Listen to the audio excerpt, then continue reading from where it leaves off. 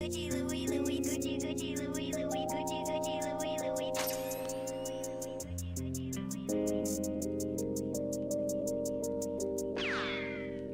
Gucci, Gucci, Louis, Louis, Gucci, Gucci, Louis, Louis, Gucci, Gucci, Louis, Louis. Fendi, Fendi, Prada, Fendi, Fendi, Prada, Fendi, Fendi, Prada, Gucci, Gucci, Louis, Louis, Gucci, Gucci, Louis, Louis, Gucci, Gucci, Louis, Louis. Fendi, Fendi, Prada, Fendi, Fendi, Prada, Fendi, Fendi, Prada, Gucci, Gucci, Louis, Louis, Fendi, Fendi, Prada. Them basic bitches wear that shit, so I don't even bother. Gucci, Gucci, Louis, Louis, Fendi, Fendi, Prada. Them basic bitches wear that shit, so I don't even bother. I put that on my partner, I put that on my family. Oakland City represent, address me as your majesty. Yeah, you can kiss a ring, but you can never touch a crown. I smoke a million Swisher blunts and I ain't never coming down. Bitch, you ain't no Barbie, I see you work at Arby's. Never too supersize it, hurry up, I'm starving. Gnarly, radical, on the block I'm magical. See me at your college campus, baggy full of Adderalls. Call me if you need a fix, call me if you need a boost. See them other chicken heads, they don't ever leave the coop. I'm in the coupe cruising, I got the stolen plates, serving all the fiends over there by the Golden Gate. Gucci, Gucci, Louis, Louis, Gucci, Gucci, Louis, Louis, Gucci, Gucci, Louis, Louis. Fendi, Fendi, Prada, Fendi, Fendi, Prada, Fendi, Fendi, Prada, Gucci, Gucci, Louis, Louis, Gucci, Gucci, Louis, Louis, Gucci, Gucci, Louis, Louis. Fendi, Fendi, Prada, Fendi, Fendi, Prada, Fendi, Fendi, Prada. Gucci, Gucci, Louis, Louis, Fendi, Fendi, Prada. Them basic bitches wear that shit, so I don't even bother.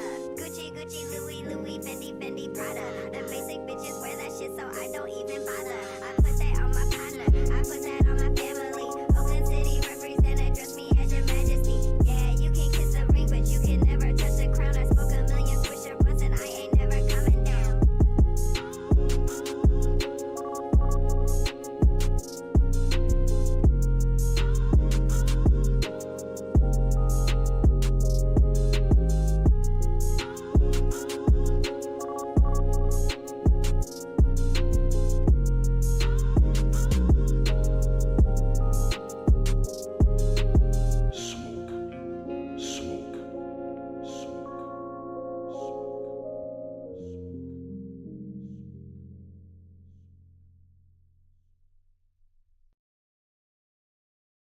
Do you agree that there's no such thing as racism, sexism, homophobism, Islamophobism, deadbeat dadism, white supremacism, and all the other isms? Destiny, that's a woman's name.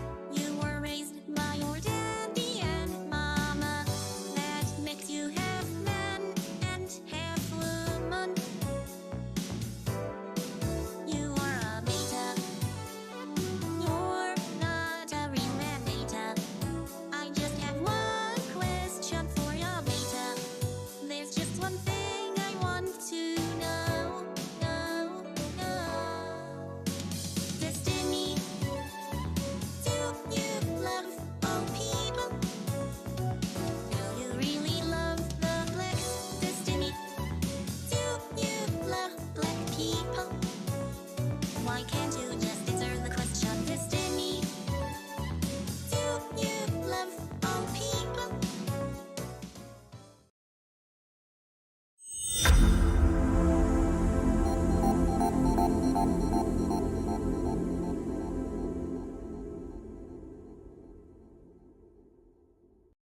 Systems, the company store, the paradigm of absolute control. And that's why we're just out here doing simple things, pointing out that we're meant to be in nature and be natural. And this is where we find the source that God made to transcend the New World Order. And that's why they want to try to keep us out of it. I'm angry. I've had enough of these people. They're a bunch of Christian murderers, scum. They're on giant death factories, keeping babies alive and selling their body parts. What more do you need to know about these people? I go out and face these scum. They literally crawl out from under rocks. They have green looking skin and they run around screaming, we love Satan, we wanna eat babies. I have them them on video. Hillary's in the creepy, weird, sick stuff, man.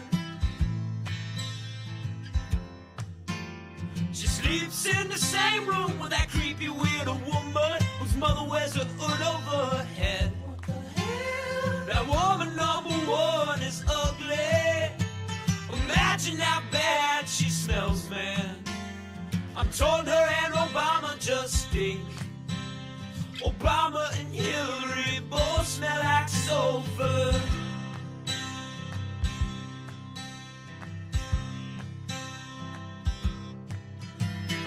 Literal vampire pot belly goblins are hobbling round, coming after us.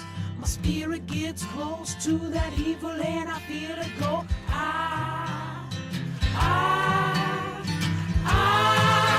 We're such self-centered crap. We don't even notice hell itself rising up against us. Millions of pointed people of the very worst type, and I'm so pissed.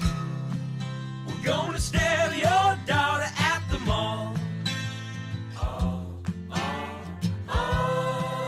We're gonna stab your wife, your son. We're gonna stab you with a butcher knife, and then the police chief is gonna say, we love our Somalis, we love our Muslims. Oh, they're so good, oh, they're so sweet. I was watching Fox News as I worked out this morning. Whores in this house. There's some whores in this house. There's some whores in this house. There's some whores in this house. I said certified freak. 7 days a week. Wet ass P word. Make that pullout game weak. Yeah, you effin' with some wet ass P word. Bring a bucket and a mop for this wet ass P word. Give me everything you've got for this wet ass P word. Beat it up, N word, catch a charge. Extra large and extra hard. Put this P word right in your face. Swipe your nose like a credit card. Hop on top, I wanna ride. I do a kegel while it's inside. Spit in my mouth, look in my eyes. This P word is wet, come take a dive.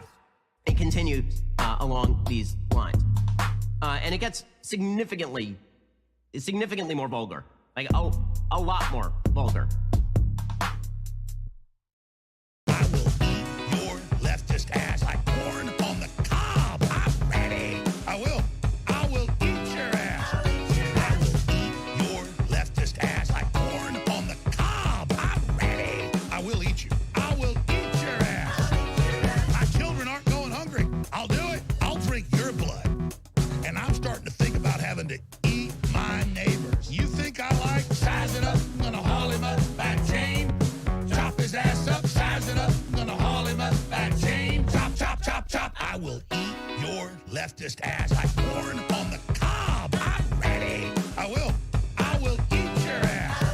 I will eat your leftist ass like corn on the cob. I'm ready. I will eat you. I will eat your ass. I'll barbecue your ass flat. I will cook your ass up so fast, and I'll tell them, well, I killed a cow out back, baby. You think Christ would eat somebody? He would never do that. I will. I'm ready to hang them up, gut them and skin them and chop them up. You know what? I'm ready. I will eat your leftist ass like corn on the cob. I'm ready. I will eat your ass. I will eat your leftist ass like corn on the cob. I'm ready. I will eat you. I will eat your ass. I will eat your leftist ass like corn on the cob. I'm ready. I will eat your ass. I will eat your leftist ass like corn on the cob. I'm ready. I will eat you. I will eat your ass. That's why I want the globalists to know. I will eat your ass first. I swear to God, if it's the last thing I do, I'm gonna get my hands around your throat. What rolls downstairs, a motor and pairs, rolls over your neighbor's dog? What's great for a snack and fits on your back? It's long, long, long. It's long, long. It's big, it's heavy, it's wood. It's long, long. It's better than bad, it's good. Everyone wants a long. You're gonna love it long. Come on and get your long. Everyone needs a long. from Blammo.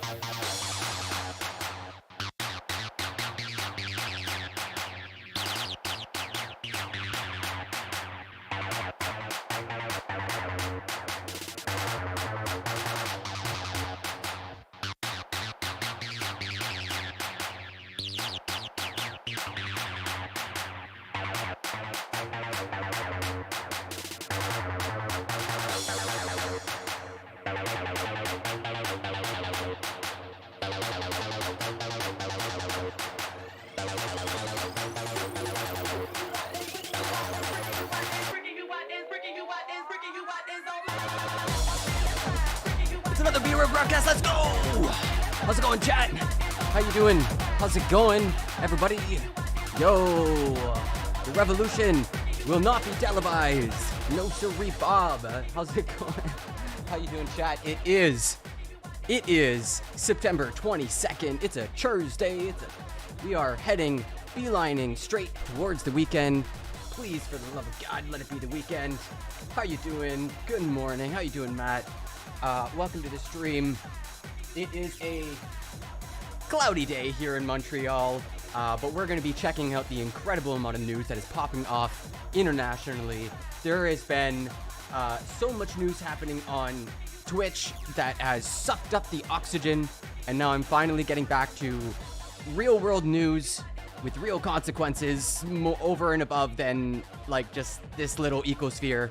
We're going to check out the Iranian, this possibly second Iranian revolution. And we're going to be taking a look at that. There's a lot of crazy imagery coming out, big news. It's looking pretty intense. And then there is also, this is so much news, We got ourselves Russian conscriptions. Does it sound like Russia's doing too good in this war, everybody? And then after that, we got an incredibly deranged and unusual interview of Trump on Fox News. And then, and like I said, there's so much. And then New York Attorney General lays charges. It seems like a civil suit between the state of New York against Trump, but have forwarded it to the DOJ and the FBI for a criminal inquiry. So it looks like Trump is facing a $250 million suit from the state of New York, which is massive. And then, the final story is apparently Ginny Thomas, the wife of Supreme Court Justice Clarence Thomas, will indeed be interviewed publicly by the January 6th committee. Holy cow, I am out of breath just trying to summarize the news for today. It's gonna be a heck of a stream. But yeah, how's it going? It's been a good week for streaming. I'm on a roll, as you might say. Man, been doing it every day. I can't believe it. I checked it and it's been like well over a week and a half. I'm heading up on 2 weeks straight. Let's see how good we can keep this going before school starts beating me up. There's a bunch of cool poetry stuff happening. Yo, would you be interested in a French live stream? Oh, you know what? I think, yeah, that probably won't go. I think they're recording it too. So it would be a bit gauche for me to ask if I can live stream it, because they're going to be producing their own content off of it. So that's a scrap. And I'm going to a powwow tomorrow, but that's, I don't think, something I would record. So sorry, yeah, y'all not going to see that. DOJ can resume criminal probe of classified documents. That's the other story. The other story. Oh yeah. Oh my God. The appeals court slaps down Judge Eileen Cannon's ruling. Oh man, I cannot believe it's just been stacking up. But the story I think I'm most interested in and focused on, and I haven't even mentioned Puerto Rico. Another massive story. Just in the dark. Just out there. So that's very much why this stream is called The Revolution Will Not Be Televised. We're going to check out Gil Scott-Heron's incredible poem. Man, was it from the 70s or the 80s? It's an older piece, but still holds true and is still incredibly deep and impactful, especially given what's happening in Iran right now. Very much maps on to this landmark poem. And right now I'm in the works of trying to put together a poetry music album. And that space between like singing and diction is one I'm really struggling with. So I'm looking for inspiration. If y'all know any really good albums where it's musical, drums, bass, piano, but the vocalist, the poet isn't singing. They're singing, but they're not singing. You know what I mean? And I'm really having a hard time finding my own voice with that, as I'm working on a poem called Beauty, actually. An actually happy, warm poem. It's going to be the song that opens up the album. So it's really got to be, I don't know, like light on your feet, like Muhammad Ali, you know? So yeah, we blasting off. We're going to get into the news. So much is happening. And other shit, like just to cap off the Twitch stuff from this entire week. It really looks like Train and XQC have gone and essentially, like, I don't know, like weaponized Adriana's very serious allegations and have added onto it other allegations that they have not substantiated, like that Miskiff railroaded people or blackmailed. Like, these are very serious claims. So Destiny last night basically like trounced them, like absolutely tried to make them realize that the public's going to look at how they brought up Adriana's allegations as very sussy, which they were. I was mentioning that yesterday. So yeah, that's popping off. I'm not saying I'm losing interest. I'm saying there's more important things that have been backlogged for so long. We just got to get to it. Yo, Mari, how's it going? How you doing? Yeah, we got so many mutual friends. Yo, and I've also been like kind of borrowing, stealing, remixing so many of your ideas.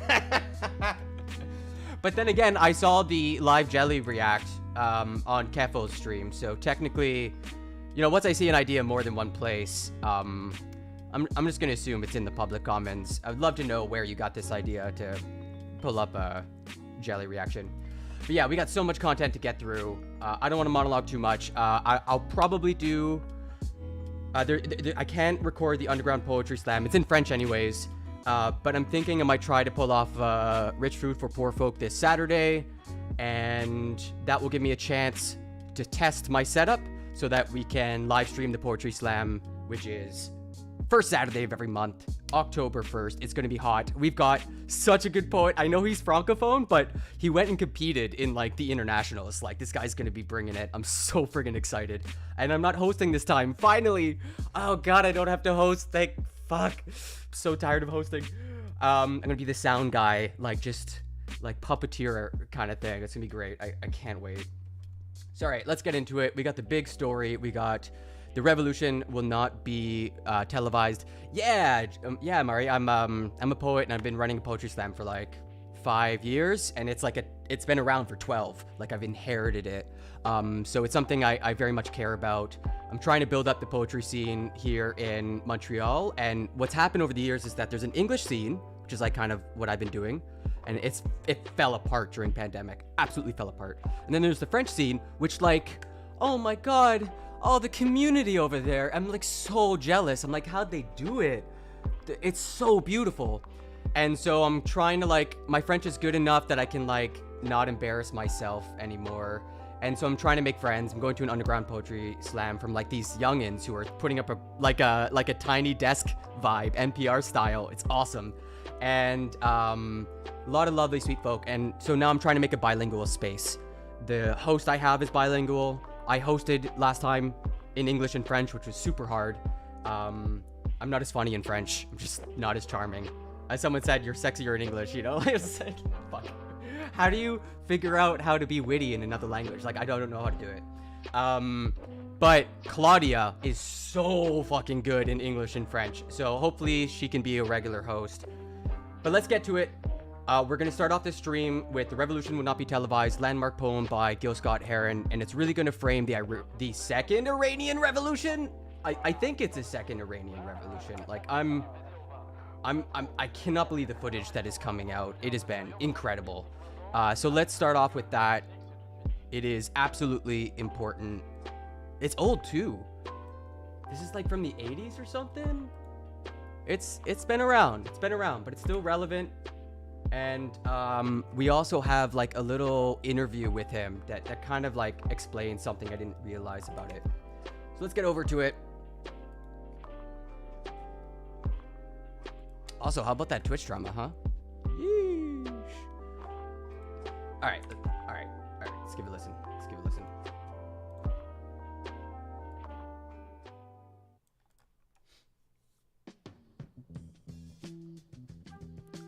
I'll try to bring up the lyrics too.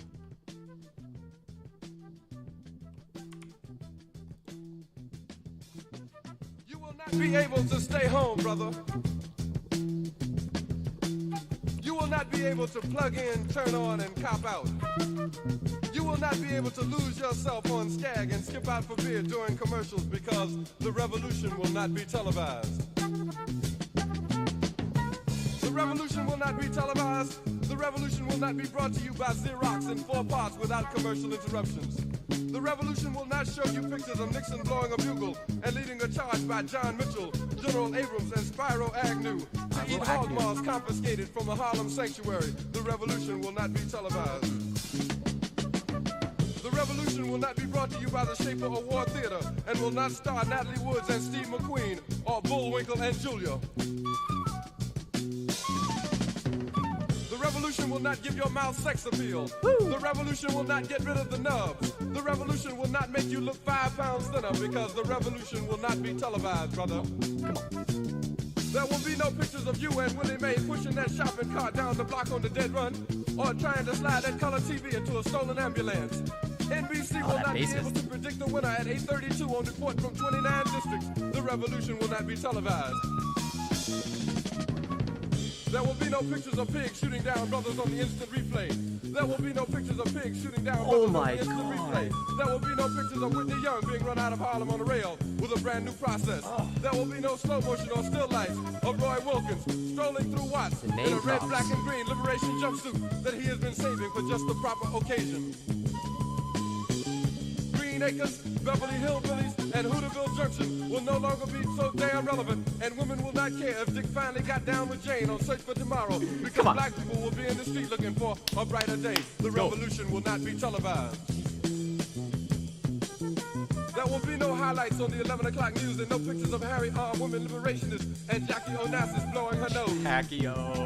The theme song will not be written by Jim Webb or Francis Scott Keys, nor sung by Glenn Campbell, Tom Jones, Johnny Cash, Engelbert Humperdinck, or The Rare Earth. The revolution will not be televised. The revolution will not be right back after a message about a white tornado, white lightning, or white people. You will not have to worry about a dove in your bedroom, the tiger in your tank, or the giant in your toilet bowl. The revolution will not go better with Coke. The revolution will not fight germs that may cause bad breath. The revolution will put you in the driver's seat. Let's go. The revolution will not be televised, will not be televised, will not be televised, will not be televised. The revolution will be no rerun, brothers. The revolution will be live. Man, oh my god, it's been so many years. Yo, Saren, how's it going? Damn, it's been years since I've listened to that. So much more of it makes sense to me now. And still so much, like, doesn't. Damn.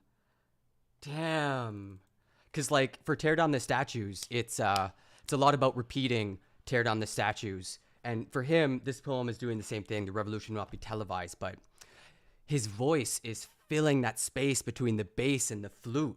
Like, he's covered, he covered the low register with this bassist that is just eating up the drums, and the flute is just hovering, and he's covering all the space in between. It's so wild. Oh my god.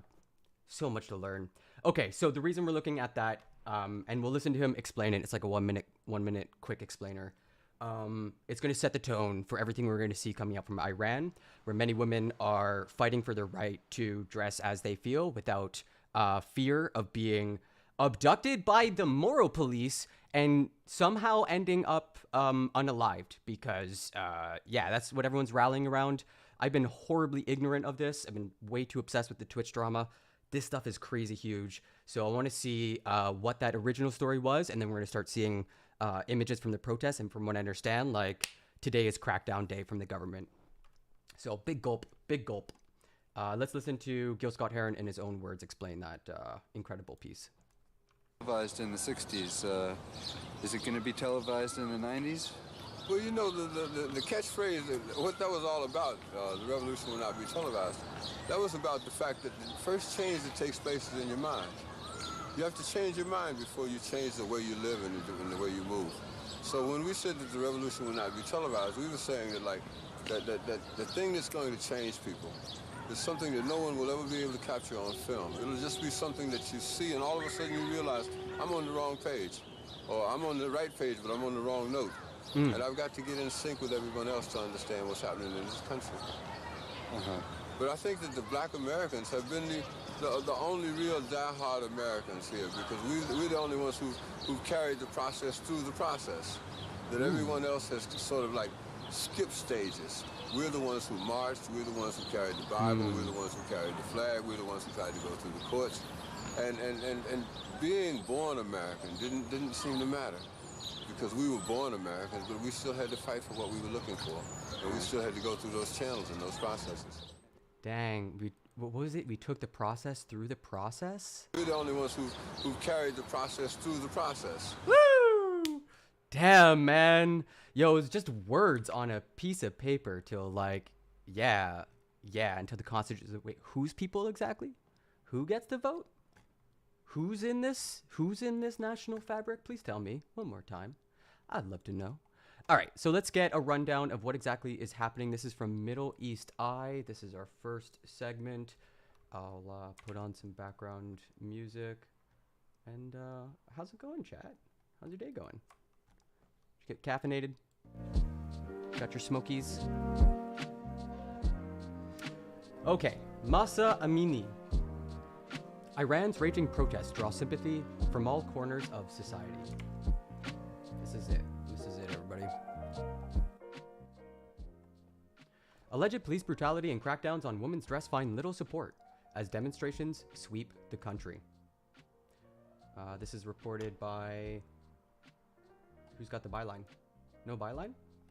Okay. by MEE correspondent, so unnamed correspondent in Tehran. As tear gas swirled on the streets and authorities moved to dispel the woman who had gathered in rage and defiance, Puri, which is probably a change of name, it's probably what that star means, a 31-year-old physics graduate, insisted on standing her ground. Maybe her. Quote, I was out there.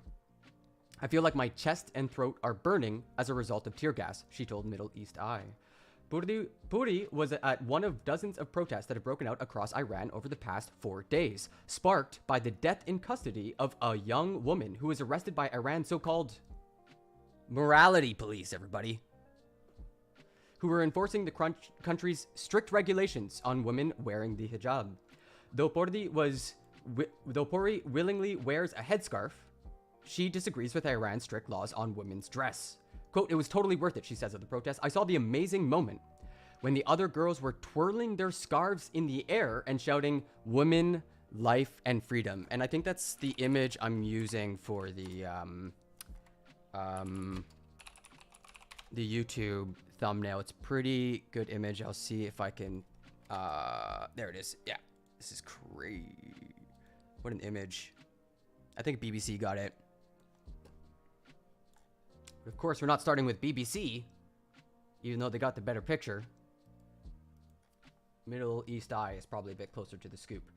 Mahsa Amini lived in the small town of Sakez in Kurdistan province, but was visiting Tehran when she was arrested outside a metro station. The morality police are often positioned outside metros where they look for loose hijabs. Because you can't show your hair from what I understand. Soon after the 22-year-old's arrest, the authorities said she had died of a stroke, but allegations of beatings and torture began to circulate, reportedly meted out after Amini challenged the police's motivations and efforts to detain her. Her father, who denies there was any issue with her clothing, says there were bruises on her body. According to some media reports, radiology images suggest Amini was beaten.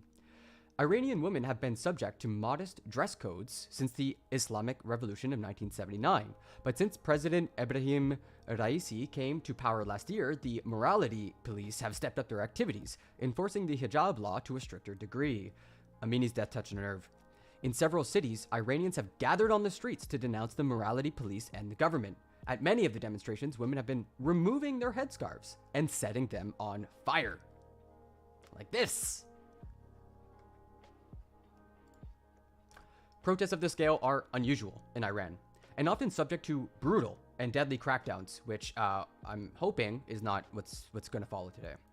In 2019, more than 300 protesters and bystanders were unalived by authorities during anti-government demonstration, according to rights groups. Security presence has been stepped up in major cities, including Tehran, Mashhad, and Rasht, but many others are also rocked by demonstrations. Sakez, Amini's hometown, has also witnessed serious protests, and I got a couple clips. One of the problems with, partly why this is called The Revolution Will Not Be Televised, is because straight up there's a blackout. Like less and less and less and less news. And that's, I think, one of the parts that, you know, especially in the West, most people agree with. Like, the information wants to be free. And once you start seeing the internet get clamped down on, real shit's happening. Sakez, Amini's hometown, has also witnessed serious protests, with officials shutting down the internet, yeah, there it is, in an attempt to quell the disturbances and stop more images from circulating online. The same has been witnessed in other cities and parts of Tehran. Aisa Zerpour? Oh my god. Sorry for the pronunciations, everybody. The communications minister confirmed this on Wednesday. Many protests have been violently suppressed by the security forces. Government officials confirmed that at least 3 protesters have been unalived so far, and I got more stories that bumps those numbers up. Some are fighting back. According to the state-run IRNA news agency, IRNA, 4 police officers have been wounded and 1 police associate has been unalived? What's a police associate? Okay. Footage emerging on Tuesday showing security forces fleeing protests and their vehicles being set on fire. In Tehran, despite the presence of security forces, people have gathered in several areas, including Valiasar Square. However, anti-riot forces used batons and tear gas to disperse the crowd. The police have sent text messages to people's phones, urging them to leave the streets, saying they want to, quote, deal with the ones who are causing insecurity. Damn. Man, Okay, we're gonna bookend. Okay, after we finish covering the Iranian protests, I swear to God, we're going right back to that poem and we're gonna listen to it one more time. So I feel like it's gonna slap differently. A new kind of protest. In the past 2 decades, Iran has witnessed several major protests, including the deadly demonstrations in 2019, mostly over poor economic conditions. But observers believe there is a stark difference between today's protests and previous ones. Speaking on condition of anonymity, a political journalist told Middle East Eye, quote, what I'm seeing is the large number of people united for reaching their goals. Unlike previous protests, today, people are chanting slogans and risking their life for a cultural demand, which is an end to the compulsory hijab and oppressing Iranian women, he said. In the 2019 protests, people from the poor class mostly took part in the demonstrations, but today, people from all classes with different thoughts are taking to the streets. Many people who have hijab, too, are also present in the streets, along with others who all want an end to the compulsory hijab. The journalist, who's been out on the streets amid the demonstrations, said sympathy for the protesters is coming from unusual places. Quote, even the most religious people and those loyal to the Islamic Republic have been moved by the brutality of the police against Masa Amini, and other, to some extent, have sympathy with protesters. Farah, name changed most likely, is a 43-year-old woman who wears a chador? What's a chador? I've never seen this term. Oh, okay. I think I would have called that a niqab. It's like the outer one that goes over the face.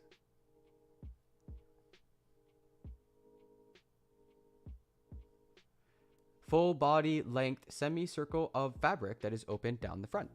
Okay. She disagrees with the compulsory hijab, describing the Islamic Republic's behavior as, quote, damaging the whole of Islam. They are causing insecurity for women, like me who wear hijab, as some angry young men mistakenly see us as the supporters of the state. All right, so here's some footage. Let's take a closer gander. Let's take a gander at the garments. Whoa! Whoa! 8.8 million views. Let's go!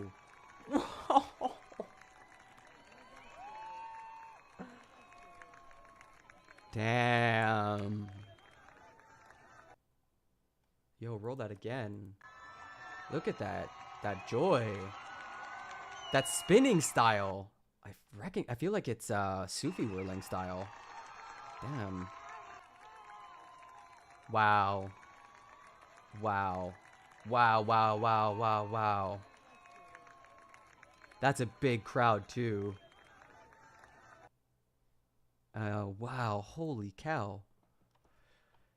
Among principalists... Wait, what's a principalist? The conservative political camp, sometimes known as hardliners. Okay, alright. A division over the Amini issue is becoming increasingly pronounced, with many conservatives also angered by her death. Quote, I believe that the government is itself making the protests violent in order to have a pretext to crush them, said a political analyst, speaking anonymously due to security concerns. The result is that some hardliners have now grown worried about the protests, while a few days they had sympathy with people against police. Moreover, the government and its supporters are saying that protesters have set 2 mosques on fire. He said these tactics are old tricks used by authorities and seen in 2009, when supporters of the reformist politicians protested against the presidential election result that put principalist Mahmoud Ahmadinejad in power for a second term. By doing so, they want to provoke the hardline base to not have any sympathy with protesters and also prepare a pretext for themselves to crack down on people. Gosh, where have we heard this before? Would police do that? Would police do that, chat? That doesn't sound like the police. All right, I'm passing off on Twitter. If y'all want to follow me on that or signal boost le promotion, le tweet, I'd appreciate it. No obligation. That'd be cool. All right, what's next? Oh yeah, now celebrities are getting in on it, using language unprecedented. Ali Karami, a legendary figure in Iranian football, has been highly active lately. He posted a video of security forces beating women on the streets, calling them bastards. Pantea Baram, a famous actor, also called security forces a bunch of traitors. Okay, now I'm kind of curious So this was the woman who allegedly died from injuries sustained after her arrest by the morality police. Look at this improper wearing, everybody. Can you believe it? Surely this is deserving of the ultimate punishment. Like, what? Damn. Iranians protesting in Tehran tonight over death of Mahsa Amini, who was arrested and tortured by morality police and unalived after going into a coma. They are chanting death to the dictator.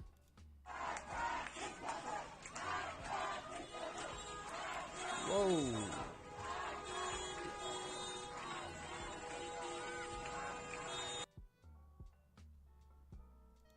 Bro. Protests were also reported in Amini's hometown. Damn.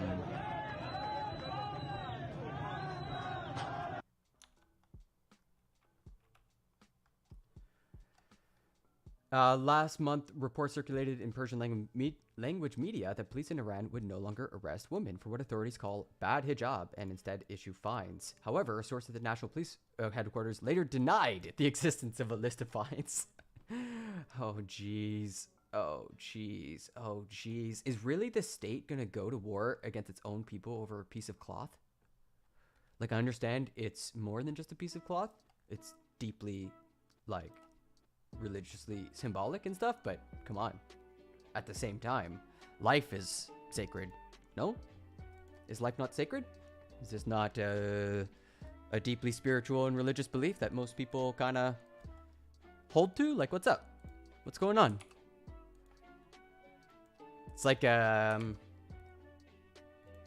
once people's, like, expectations start getting smashed, yeah, it's not good.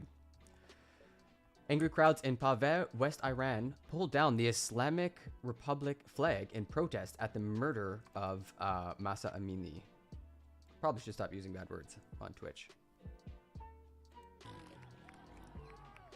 Dang.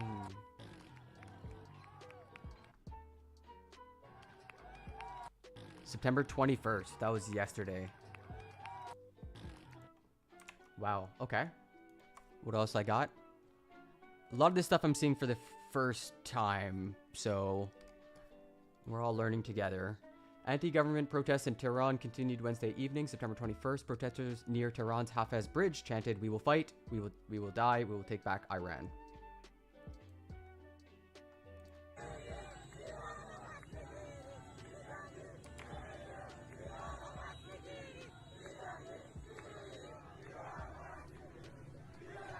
Well, they got rhythm.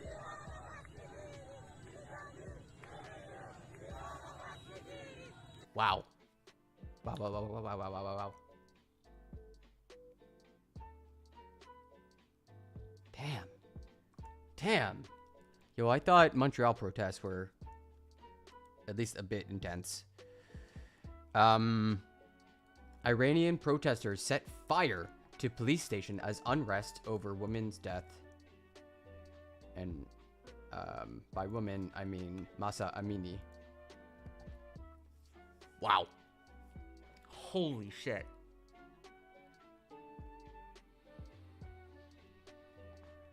Dang. State-organized rallies are planned for tomorrow across Iran in response to days of protests sparked by the death of Mahsa Amini in police custody. If history is any indication, Iranian authorities do this when they're confident they're in control of the situation. This is what led me to believe that that and the Reuters story that the Revolutionary Guards are issuing a warning. So this is kind of the scary part of the story. This was just updated a few minutes ago, so this should be pretty recent stuff.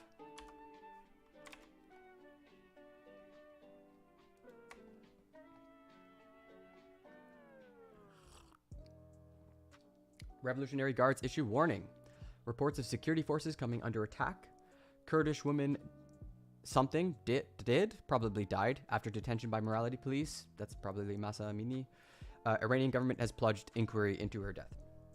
Iran's powerful Revolutionary Guards called on the Islamic Republic's judiciary on Thursday to prosecute, quote, those who spread false news and rumors. You hear that, everybody? It's the fake news media. Why is it the same? No.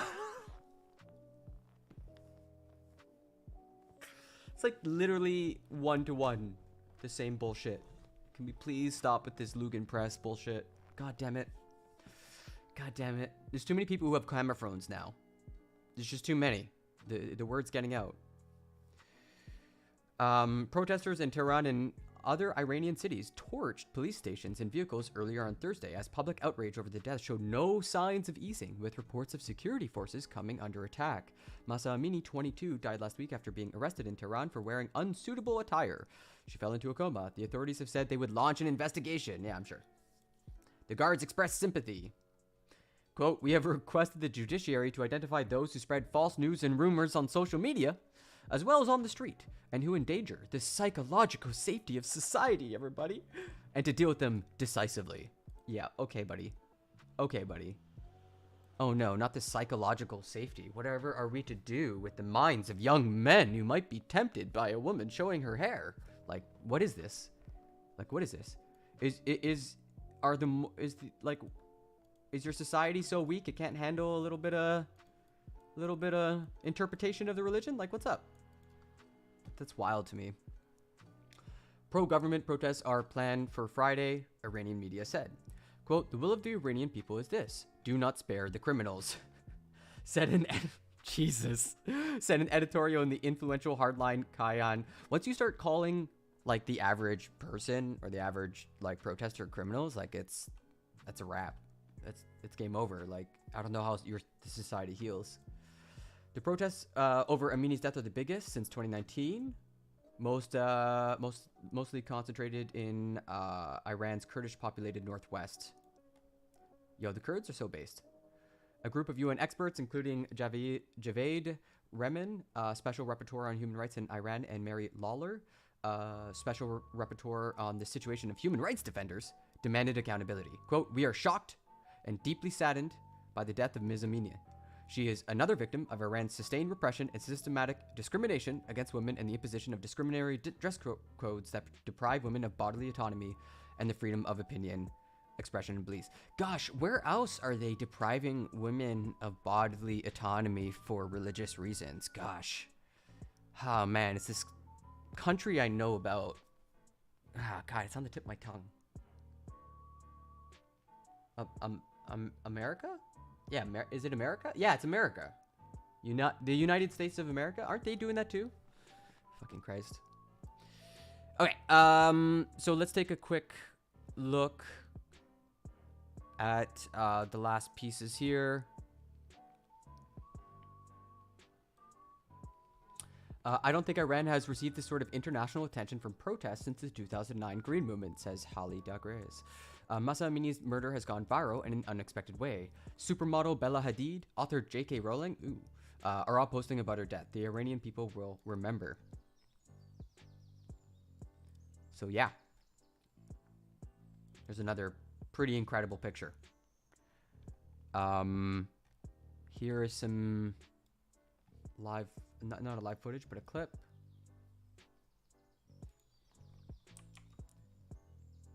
So yeah, as you can see, things are absolutely popping off.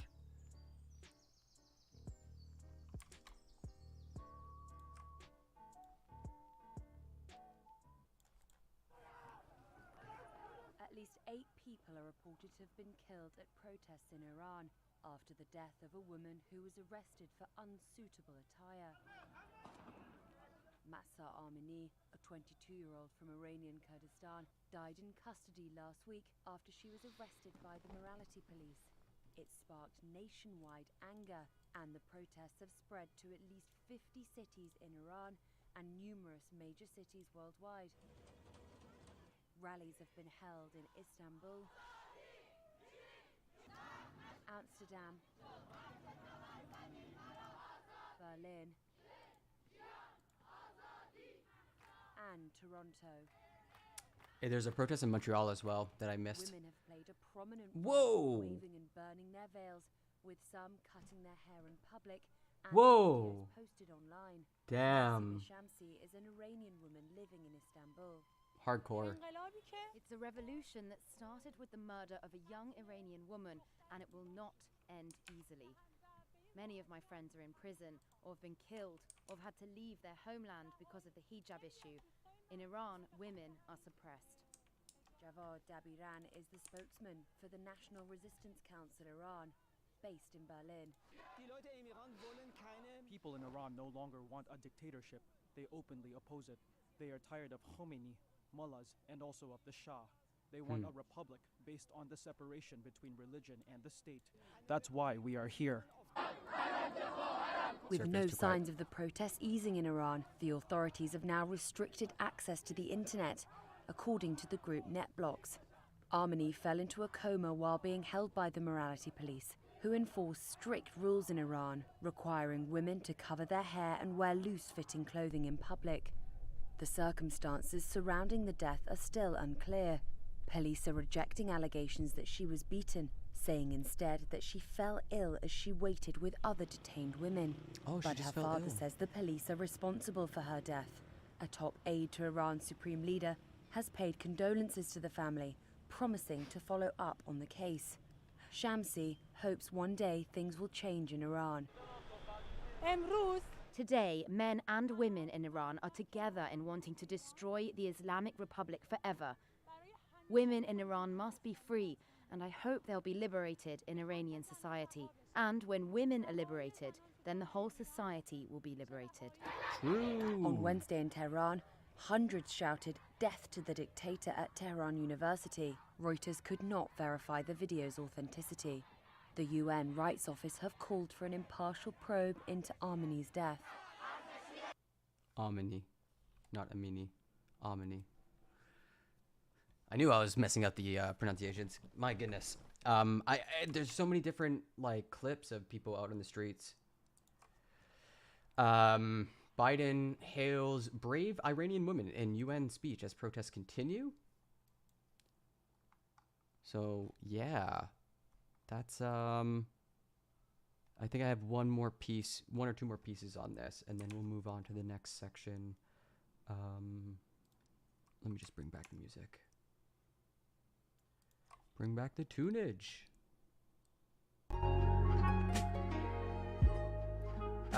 Joe Biden vowed solidarity with Iranian women Wednesday, as 8 people were reported unalived in growing protests over the death of a young woman arrested by morality police.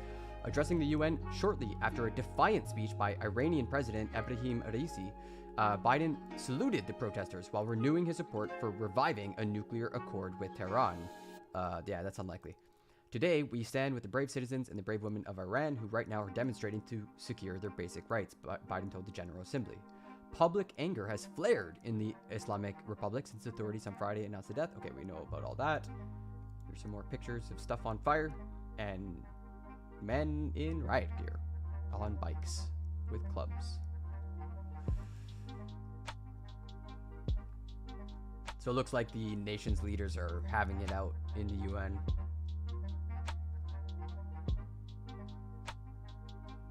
And then like back and forth over the nuclear question.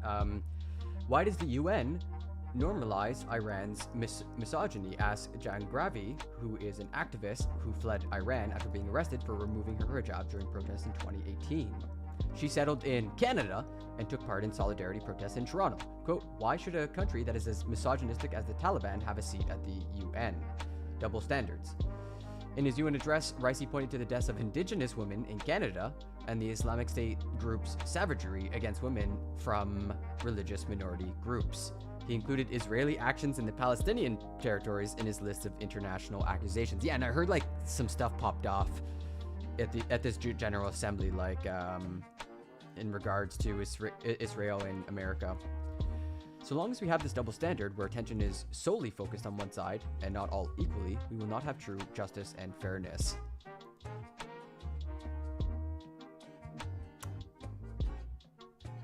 Okay. That's some whataboutism, but all right. Okay, moving on to the next little piece.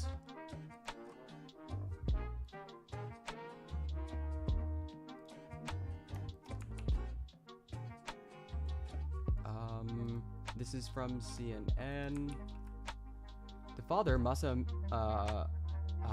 Amini, an Iranian woman who died in police custody last week, has accused authorities of lying about her death as protesters raged nationwide despite the government's attempt to curb dissent with an internet blackout. If you don't hear from us later, know that they disabled their internet. Yikes.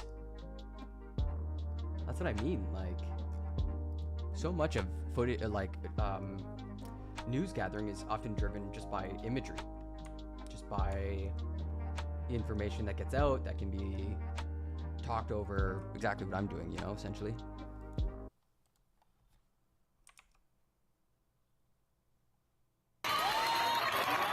In scenes unprecedented in the Islamic Republic, a woman cuts her hair as the crowd cheers her on, chanting death to the dictator. Rare images are trickling out from across Iran, where thousands have taken to the streets in daring acts of defiance never seen before on this scale. Women are at the forefront of demonstrations in dozens of cities, from the Kurdish northwest to the capital Tehran, and even more conservative cities like Mashhad. They're risking being jailed or even flogged for defying the country's strict Islamic dress code.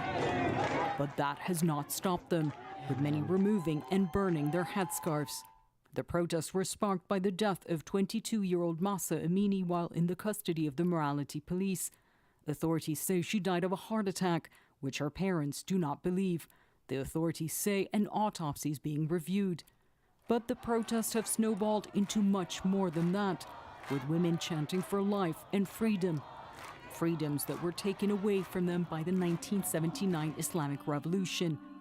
Young women and men saying enough is enough to decades of tyranny, questioning the very existence of the morality police, a notorious force tasked with implementing the strict dress code, accused of countless abuses and ill treatment of women. Their repressive, violent acts on the rise in recent months, according to the United Nations. Man, it's almost like if you give police anonymity and almost limitless executive power, they're just going to abuse it. Golly gee, who could have seen that coming? Recent months, the so-called morality police have expanded street patrols, subjecting women perceived to be wearing loose hijab to... Anytime I've had an argument with somebody who tried to convince me that their perspective is the objective truth, I've always gotten like a really bad vibe. Real bad vibe. Verbal and physical harassment and arrest. Our office has received numerous and verified videos of violent treatment of women, including slapping women across the face, beating them with batons, and throwing them into police vans. Iranians outside the country are sharing videos like this one on social media in solidarity with their countrymen and women. Many who have fled Iran in recent years are holding on to the hope that this could be a turning point. Indeed, a movement has started, and I think this is the beginning of something. Women are protesting on the streets, setting their scarves on fire and eradicating any symbols of the Iranian regime from the streets. Iranian people clearly know that freedom will only be achieved if they can put an end to this brutal regime. This is the new era for Iran. Authorities are cracking down on the countrywide protests. Several people have been killed and injured so far, according to a human rights group. But the streets have responded with more protests. A generation rising up for freedoms they've never had. Jumana Karachi, CNN, Istanbul. Damn. Okay, I think that's about the end of this segment. We'll probably circle back just to see if there is any news about the Revolutionary Guard cracking down today, which hopefully there isn't. And things go a different way. A boy can dream. Fuck. But let's listen to that poem again, see if it shakes out differently.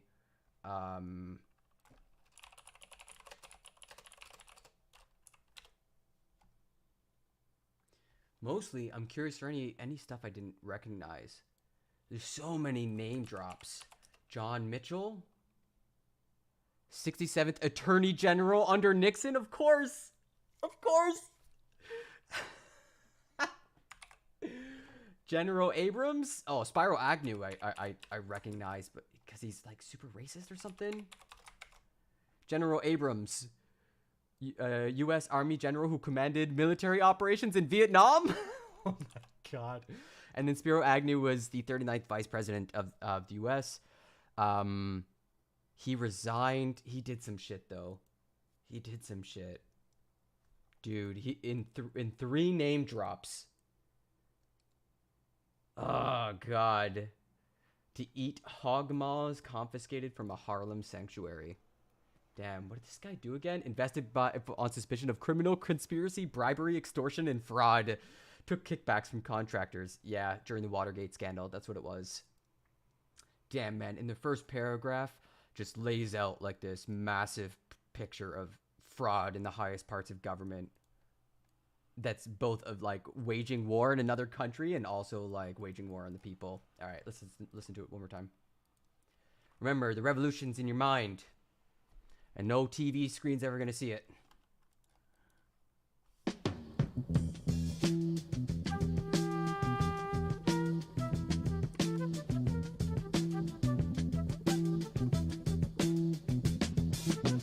You will not be able to stay home, brother. You will not be able to plug in, turn on, and cop out. You will not be able to lose yourself on Skag and skip out for beer during commercials because the revolution will not be televised. The revolution will not be televised. The revolution will not be brought to you by Xerox in 4 parts without commercial interruptions. The revolution will not show you pictures of Nixon blowing a bugle and leading a charge by John Mitchell, General Abrams, and Spyro Agnew to eat hog maws confiscated from a Harlem sanctuary. The revolution will not be televised. The revolution will not be brought to you by the Schaefer Award Theater and will not star Natalie Woods and Steve McQueen or Bullwinkle and Julia. Okay. The revolution will not give your mouth sex appeal. The revolution will not get rid of the nubs. The revolution will not make you look 5 pounds thinner because the revolution will not be televised, brother. There will be no pictures of you and Willie Mae pushing that shopping cart down the block on the dead run or trying to slide that color TV into a stolen ambulance. NBC will not be able to predict the winner at 8:32 on reports from 29 districts. The revolution will not be televised. Still true. There will be no pictures of pigs shooting down brothers on the instant replay. There will be no pictures of pigs shooting down brothers on the instant replay. There will be no pictures of Whitney Young being run out of Harlem on a rail with a brand new process. A brand new process. There will be no slow motion or still life of Roy Wilkins strolling through Watts in a red, black, and green liberation jumpsuit that he has been saving for just the proper occasion.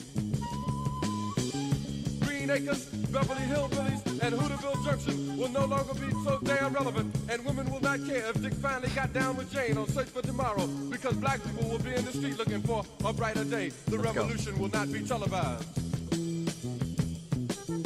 There will be no highlights on the 11 o'clock news and no pictures of Harry armed women liberationists and Jackie Onassis blowing her nose. The theme song will not be written by Jim Webb or Francis Scott Keys, nor sung by Glenn Campbell, Tom Jones, Johnny Cash, Engelbert Humperdinck, or The Rare Earth. The revolution will not be televised. The revolution will not be right back after a message about a white tornado, white lightning, or white people. You will not have to worry about a dove in your bedroom, the tiger in your tank, or the giant in your toilet bowl. The revolution will not go better with Coke. The revolution will not fight germs that may cause bad breath. The revolution will put you in the driver's seat. The revolution will not be televised, will not be televised, will not be televised, will not be televised. The revolution will be no rerun, brothers. The revolution will be live. Let's go. Let's go. Yeah, one day I can write something so good. Shit. Okay, so that's gonna cap off that story. Let's move on to the next piece, because so much is happening. So much is happening. Honestly, sometimes the world do be spinning too fast. Just a little too fast. World going one way, people the next. All right, so we're moving on to the next segment, which is, I think I even have an interview for later, but we might skip on that. So, Russian parliamentary chiefs are telling the MPs to join the Ukraine war. Putin is calling for a mobilization. That's right. That's right. If you are a Russian young man between the ages of 18 and 60, I hope you can afford a plane ticket because looks like you're going to be conscripted, from what I understand. Yeah. Vyacheslav Volodin, the Speaker of Russia's lower house of parliament, the Duma, has called on deputies to take part in the world. 18 to 65? Damn, that's such a crazy range. 65-year-olds? Like, come on. After Putin ordered a partial military call-up.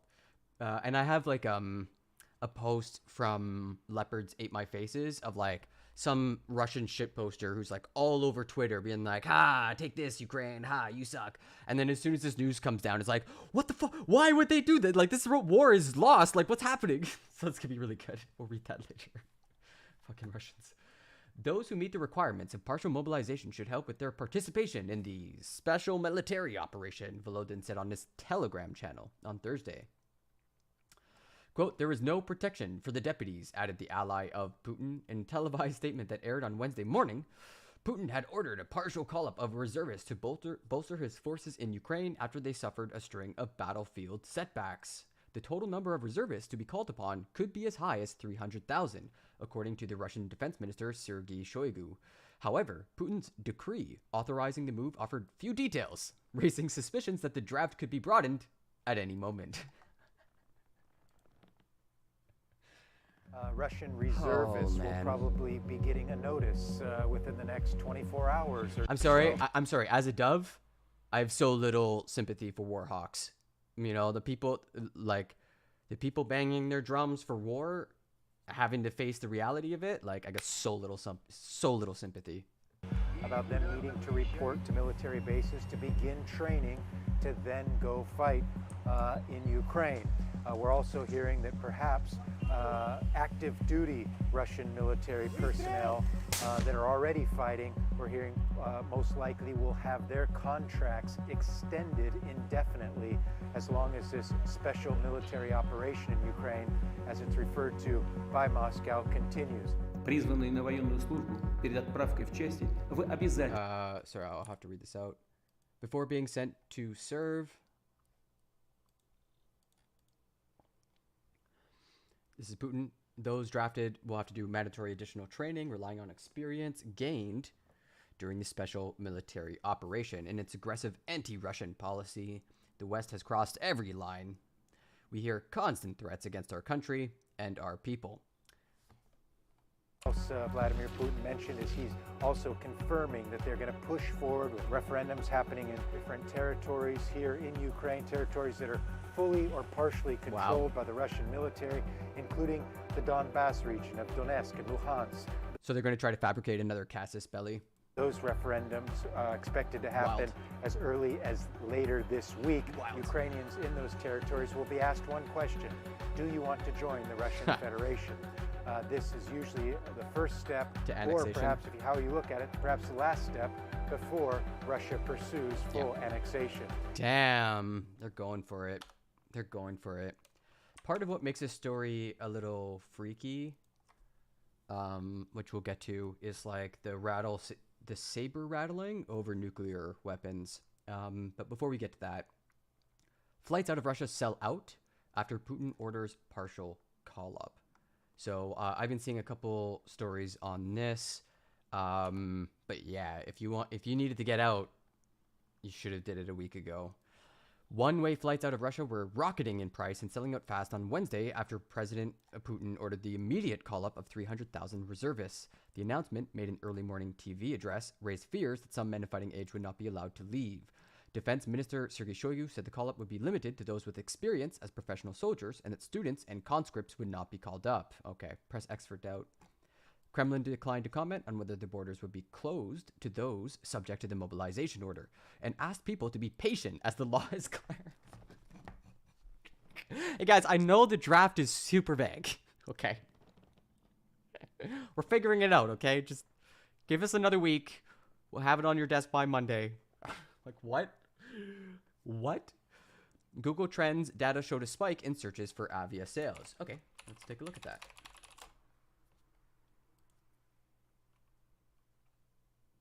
Avia sales, right? And specifically, it would be not Canada, but Russia.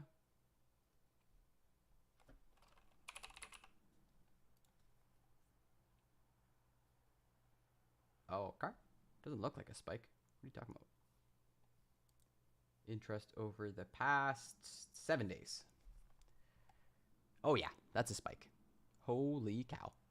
From 7 to 12 to 100. That's an order of magnitude. Holy shit. And it's only going, the trend's only increasing.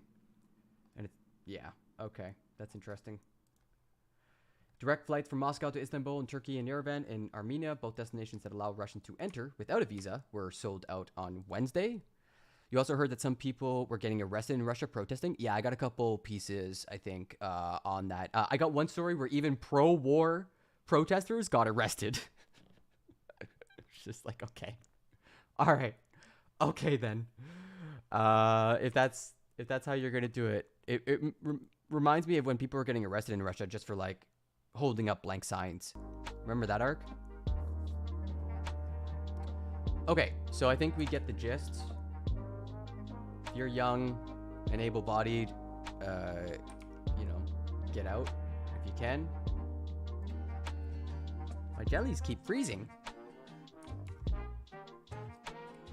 No. Okay, so the next piece I got is, yeah, exactly what you're saying, Matt. Russian anti-war movement Vesna calls for nationwide protests against mobilization. The anti-war movement Vesna has called for nationwide protests. Okay, it's like the same sentence 3 times over. Jesus. They used it for the title, then they used it for the caption, and then they used it for the title of the story, and then they used it for the first. Okay, all right. Lightning, lightning, lightning. No to grave isolation. A nationwide protest tonight, 21st September at 1900. Centers of all cities. Wait, really? Okay, so definitely missing some pieces. I'm gonna dig a little. Putin has just announced a partial mobilization. This means that thousands of Russian men, our fathers, brothers, and husbands, will be thrown into the meat grinder. Yeah, man. War never changes. What will they die for? What will mothers and children be shedding tears for? For Putin's palace? Now war will truly come to every home and every family. The authorities used to say that only professionals were fighting and that they would win. It turned out that they would not, and prisoners began to be recruited to the front. And now, mobilization was announced. So the situation is extremely grave. The war is no longer out there, it has come to our country, to our homes, to our loved ones. And they must die to right the wrongs of Putin's regime, which has plunged Russia into horrific carnage, isolation, and poverty. The deputies and officials who screamed daily about the need to mobilize will remain in their warm chairs, alive and well. We believe that it is they who should be mobilized and sent to Ukraine. Let them die for their own sick fantasies rather than sending ordinary guys to their deaths. Vesna announces an all Russian action against mobilization. We urge you to take to the streets of Russian cities today at 1900. We will announce the locations in Moscow and St. Petersburg shortly. In the regions, we encourage anti-war initiatives to select locations independently and advise us in the bot. We will publish the list. Sign up and enable. Protest is just beginning. Centers of all Russian cities. So I should be able to pull up some footage of that. We'll try to take a closer look. Yeah, big story, man. Big story. So here is the insanely ridiculous and funny post from Leopards Ate My Faces. This is a Russian who's going to have a very different opinion about the war pre and post mobilization. It's like, oh, geez. He's like realizing in real time, like, wait. War's bad? People get hurt? No. Don't say that. Don't say that. That's a lie. Despite Russian retreat in, this is before mobilization. Despite Russian retreat in Kharkiv, they are still winning in Ukraine because Russia occupies more occupied territory than Ukraine, says the Cameroon military specialist, Pierre-Jean Bienvenu. Question. Isn't attacking a dam a war crime? Why is it happening again? Hashtag Curson. Really shameful what Ukraine keeps doing, and hashtag Nova Kakova. Wow, it's a mouthful. Another war crime by Ukraine in Kharkov. Ukrainian soldier drops a grenade on incapacitated soldier. Sad face. Ukraine is losing steam in Kharkov. Time to counter the counterattack of the counterattack. They are the Russian elite, born to compete, never retreat. Z Division. Living or dead, always ahead, fed by your dread. Wow.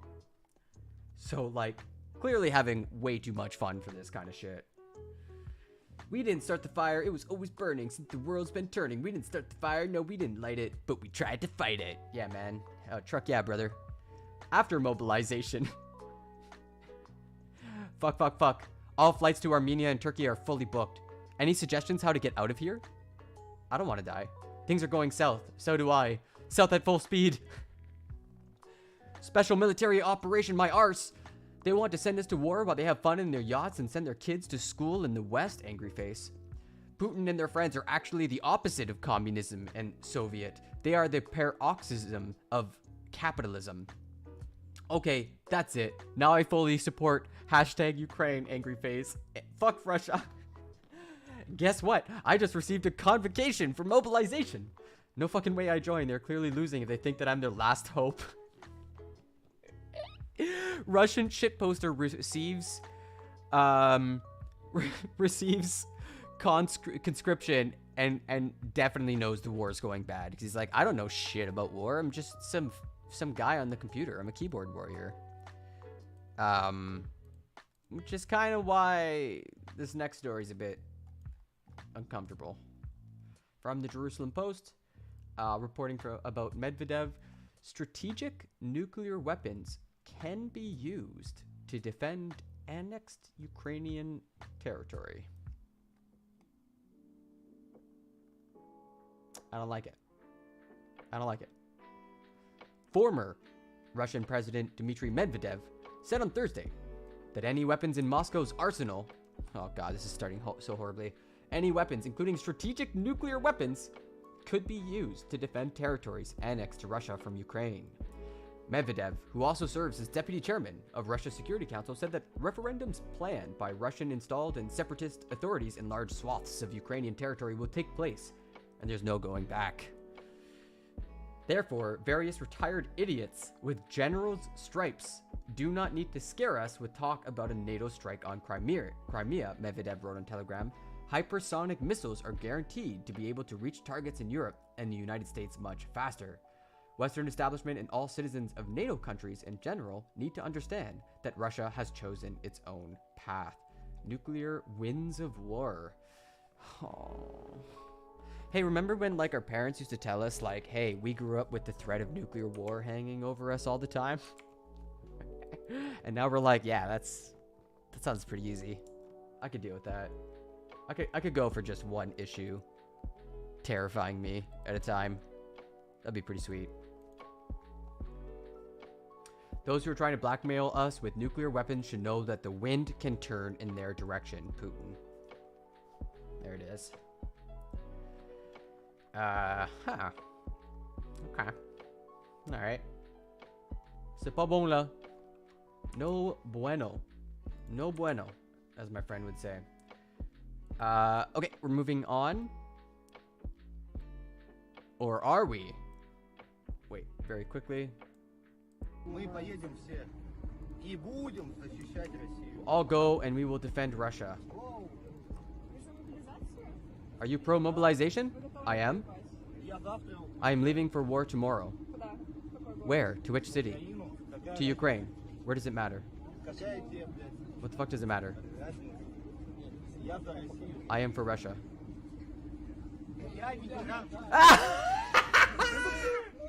No!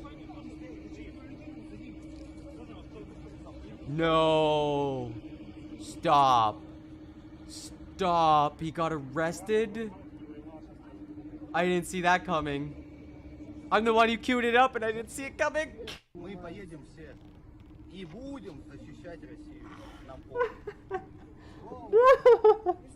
No!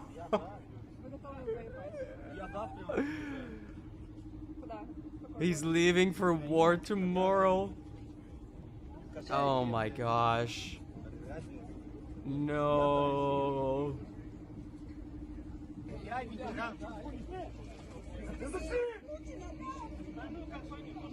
Holy shit, that's funny. My goodness. My goodness, my goodness.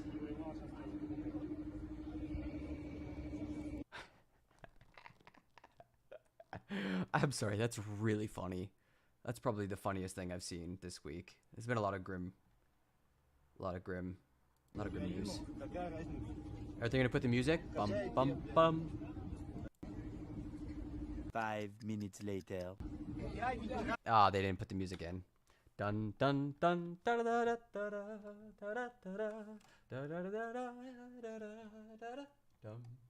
In Kerman city center, protesters directly confront riot police and plainclothes officers in Iran, preventing them from beating and arresting fellow protesters on the 5th day of unrest sparked by the death of Mahsa Amini in morality police custody. Holy shit!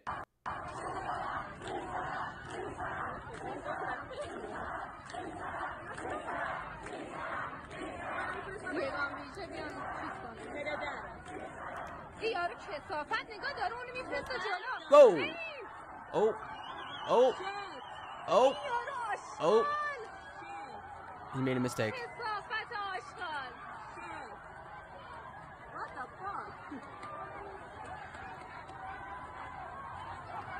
Dang.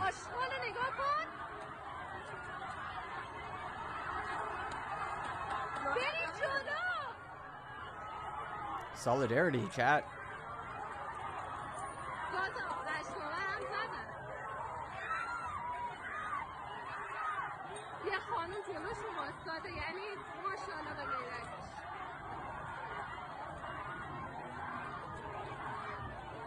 Wow, man. It's like this one old woman, like, facing off against a police officer. I think she's old. Damn, man.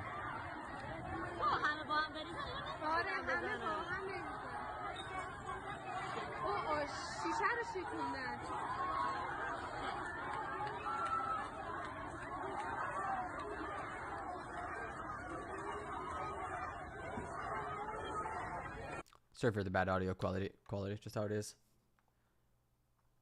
Yeah, quite the difference. Quite the difference between Russian and Iranian protests. My goodness. Okay, so I think that's the end of the second segment. We got ourselves the last little piece here, which is the Trump drama that I've been sort of sleeping on, mostly because Twitch has been popping off. But yeah, basically we've got Trump getting clapped in court, and then he's going to give this very crazy interview. It's an incredibly insane interview on Sean Hannity. I've only seen little pieces, but I know it's going to be wild. So yeah, let's see what happens when real judges have to like look over his arguments. Stephanie, Trump's lawyers put Judge Dearie forward as a candidate for special master, right? This was the guy they put forward, and the DOJ said, okay, fine, all right? Now, here he is questioning the heart of the former president's defense here. Here is what Trump just told Hugh Hewitt a few days ago, Stephanie. Did you take those papers down there after declassifying them intentionally, or did you have any idea they were there? Remember this. Everything was declassified. But here we are, How? Stephanie, and the judge is How? saying, well, there's no evidence of it, so sorry. I mean, what do you expect Trump is doing right now? Smoke him if you got him. Well, I expect that he's probably yelling at whoever suggested Judge Dearie, because I imagine he thought that this would be a person who would just do whatever their side was hoping for. I've got to say, it's interesting to me that the whole, you can't have your cake and eat it too, because that is honestly just how Trump thinks. He's going to double down, as you know. So it's going to be interesting to see how this all plays out. I imagine that they are going to, if I know Donald Trump, he's going to tell them to lean into the fact that they were declassified. I know he has said that he had told Kash Patel that they were declassified.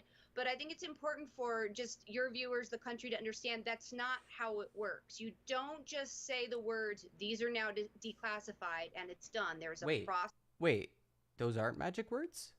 I thought that was a magic spell. You just had to say the special words, do some hand gestures, and la-di-da. The courts recognize it. So I think the part that was fun about the story was this bit. Trump, quote, has not even attempted to show that he has a need to know the information contained in the classified documents, the panel ruled in a 29-page decision.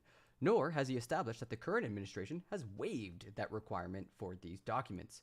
2 of the 3 judges on the panel, Andrew Brasher and Britt Grant, were appointed by the court by Trump.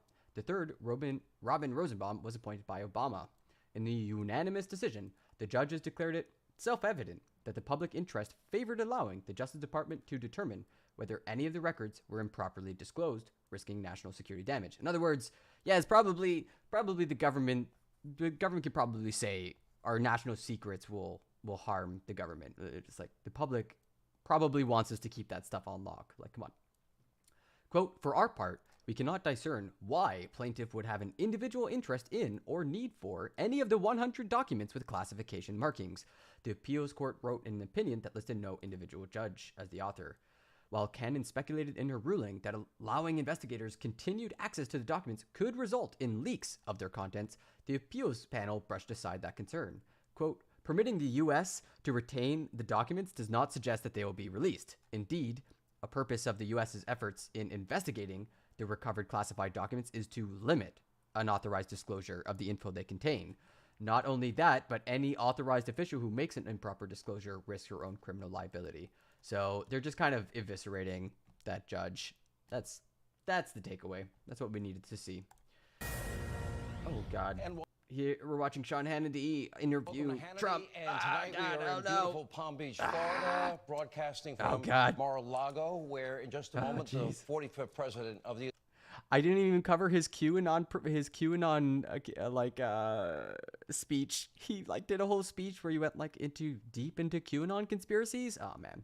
United States, Donald J. Trump. He will join us for his very first sit-down interview since roughly 30 federal agents, guns drawn, stormed through the doors right here in the president's own home. Big story. In what was obviously an unprecedented rate historically. But we begin with a few serious questions for everybody watching tonight. Do we have in America today equal justice under the law? We have equal application of our laws in this country. Do our local, state, and federal officials, do they investigate crimes or prosecute people? If America's justice system is ever weaponized and politicized beyond repair, this country that we all love, we are in big trouble.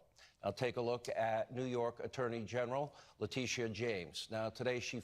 Oh yeah, we got to cover that too. She dropped some big stack of... I think she had a headshot in one of those too. Where she had one of those things where it's like, he said one number on this document and he said a different number on that document. And these numbers need to be the same or else it's fraud. Filed a lawsuit against Donald Trump and 3 of his children and other entities claiming that they inflated the value of the Trump Organization.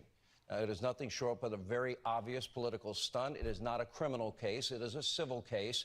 But after 3 years of nonstop, obsessive investigations into every aspect of the president's life, well, Letitia James, she had to do something. Because during her race for Attorney General in the state of New York, she seemed totally, completely uninterested with investigating crimes or keeping New York safe from violent offenders. It's less safe than it's ever been. Instead, her main campaign pledge was to go after one man, Donald Trump, and Donald Trump's family, and Donald Trump's organization. Well, today... Wait, an attorney general going after an alleged criminal? No, that doesn't make any sense. In front of the entire nation, she fulfilled her campaign promise. Take a look.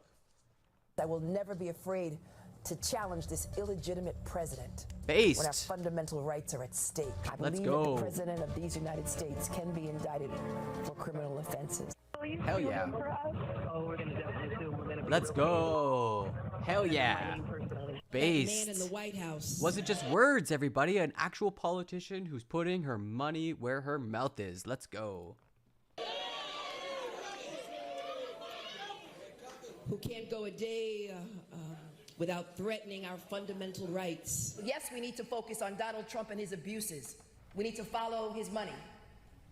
We need to find out where he's laundered money. We need to find out whether or not he's engaged in conspiracy. There's this really great quote from The Wire, which is like, you follow drugs and you follow drug dealers, you get addicts and you get gangs. But you follow the money, you don't know where you're gonna go. Whew, Lester Freeman. Now, is it any wonder these numbers came out today? The state of New York set a brand new record for the month of August. 5,838 residents in the state of New York have now switched in 31 days, their driver's licenses from New York to Florida. That's in 1 month. Now, the Attorney General isn't even trying to hide her efforts to weaponize justice in New York State. Her conduct is deeply unethical at best, but she's not alone. Now, from the Trump haters on Capitol Hill, high-ranking deep state bureaucrats in the DOJ, the FBI, now we have witnessed going on many years. The 45th president has been the subject of what is nonstop, never-ending legal scrutiny focused not on a specific crime, but on the man himself. Now, this is an intense legal scrutiny that no Democrat has... I'm sorry, that's how crimes... Wait, what? ...ever faced, no other president has ever faced. For example, for the first time in history, what about Nixon? President's home was raided. Nixon and Spiro Agnew. Yo, that story is actually pretty incredible. Like, I think, I hate to say it, but who's that lib? It's not Chris Hayes. It's like the female version of Chris Hayes. I can see her dorky face right now. Big Show. I used to listen to her so much. Anyways, yeah, if you go digging, like that story with Nixon and Spiro Agnew is also like incredible, absolutely wild. By the FBI. Biden, his main opponent in 2020, maybe 2024, well, his DOJ is accusing former President Trump of holding on to 103 classified documents after his presidency. Now, they have 11,000 that were not controversial in any way. And by the way, a president can declassify any of these documents. Unlike, for example, Secretary of State Hillary Clinton, she cannot. We'll get Democracy to that in a Now? minute. No, Still, she stored MSNBC. 110 classified documents on unsecured Rachel Maddow. private servers. Hillary Clinton was never forced to endure a federal raid. She was never charged with any crime. Now, here is James Comey, in his own words, outlining all the classified information that he and his FBI at the time that they found, and then stating no reasonable prosecutor would ever bring a case against Clinton. And they said that during the election, and it had a massive effect on her numbers. Oh, geez, gee willikers.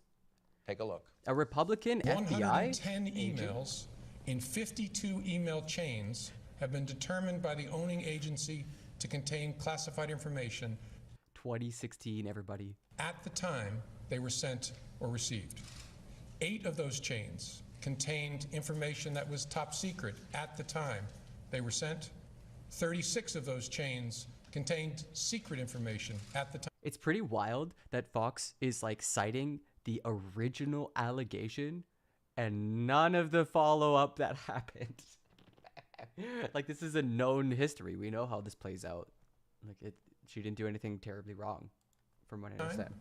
And 8 contained confidential information at the time. Although we did not find clear evidence that Secretary Clinton or her colleagues intended to violate laws governing this is the end handling of of classified information. That's right. There is evidence that they were extremely careless in their handling of very sensitive, highly classified information. Although there is evidence of potential violations of the statutes regarding the handling of classified information, our judgment is that no reasonable prosecutor would bring such a case. Wow, it seems pretty clear. Now, what's the over-under that Trump traded U.S. national secrets, specifically, I don't know, maybe the baseball cards of spies operating in other countries to, I don't know, Saudi Arabia? Iran would be interested. Russia would love that information of any American spies in their country. That would be pretty sweet. Pretty sweet deal. Now, keep in mind, with what you just heard, 33,000 emails on servers and hard drives. Remember, nobody had ever heard of something called BleachBit. Well, she washed those servers, those hard drives clean with BleachBit. Now the country knows what it is. Also, communication devices, they were destroyed with hammers. SIM cards removed from phones and Blackberries. One set of rules for Trump, another for Hillary Clinton. Now, we see the same thing, by the way, with the Bidens, Joe Biden and his family. It just makes me want to pull up the image of like all the classified documents laid out in his hotel room. As President Trump was impeached over a routine phone call with Ukraine saying, I hope you're not going to be like your predecessors and abuse the money of my taxpaying fellow Americans. Well, they accused President Trump at the time of a quid pro quo. We went through it. Man, there's two realities starting to form, like straight up. They've been leaning in so hard to their own lore that you are quite literally getting two different versions of reality pop up. Like, and you saw that starting to happen, like the Fishers start to happen during the second impeachment, especially. But now you can see how that what was once a fissure is now a massive chasm. Like Sean Hannity just rolling over this, like not even, wow, like so much disinformation in just like a single sentence. It's wild. Impeachment over that. Apparently, though, on the other hand, it was perfectly fine Joe Biden bragging on tape that he literally leveraged $1 billion of your taxpayer dollars to get a prosecutor in Ukraine fired. We find out why? For investigating his son, who's making millions with Hunter no Biden. experience. Is this equal justice? Take a look. We're not going to give you the $1 billion. They said, you have no authority. You're not the president. The president said, I said, call him. I said, I'm telling you, you're not getting the $1 billion. I said, you're not getting the $1 billion. I'm going to be leaving here. And I think it was, what, 6 hours? I said, I'm leaving in 6 hours. If the prosecutor's not fired, you're not getting the money. Oh, son of a got fired. Damn, man, that clip. Now, the prosecutor Joe wanted is gone. After 6 hours, the son of a bee is gone. When the investigation for his son Hunter for public corruption for years has been going on, zero experience Hunter. Any excitement for like the Hunter Biden movie that's coming out soon? The one that's like an action film. Have y'all seen the ad for that? It's really good. I don't know if you've seen this yet. My Son Hunter, that's what it is.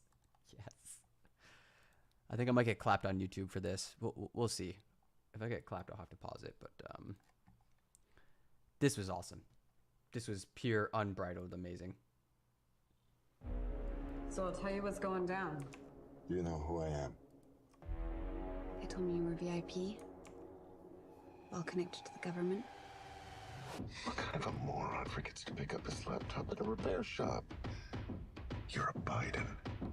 Act like one. Everything he built, his life, I just ruined it all. I want to know everything that's on that laptop that can ruin my erection.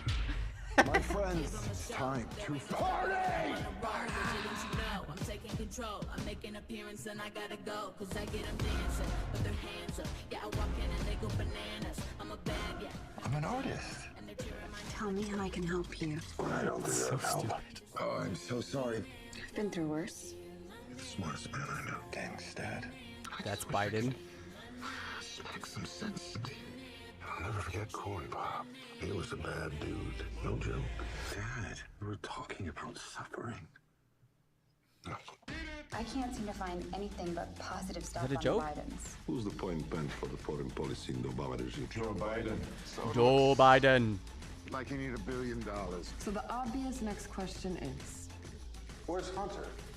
I can remember getting paid some money, but I can't remember what for. Oh, Well, wow. my dad says we never discuss my businesses, period. Or my cut. what's happening in there? Joe's in on it. Real. Wow, man. That's basically true. You had everything, Hunter, and you threw it all away. You hope the laptop will take down everybody with you. China's not our enemy. They're not He's so cool, man. They're making Hunter Biden out to be like literally awesome. want to make him proud. I am the one who brings in all the deals. I am the one. It's awesome. So good. Good boy.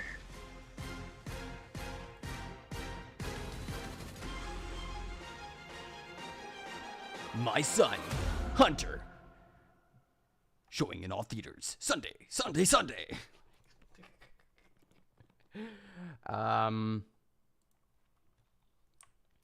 yeah, if you're not convinced by that, I can't help you. Like, that's basically as airtight as bird law. That prosecutor was investigating him. He went on GMA. No experience in oil or The gas jellyfish or are in shock. energy or Ukraine.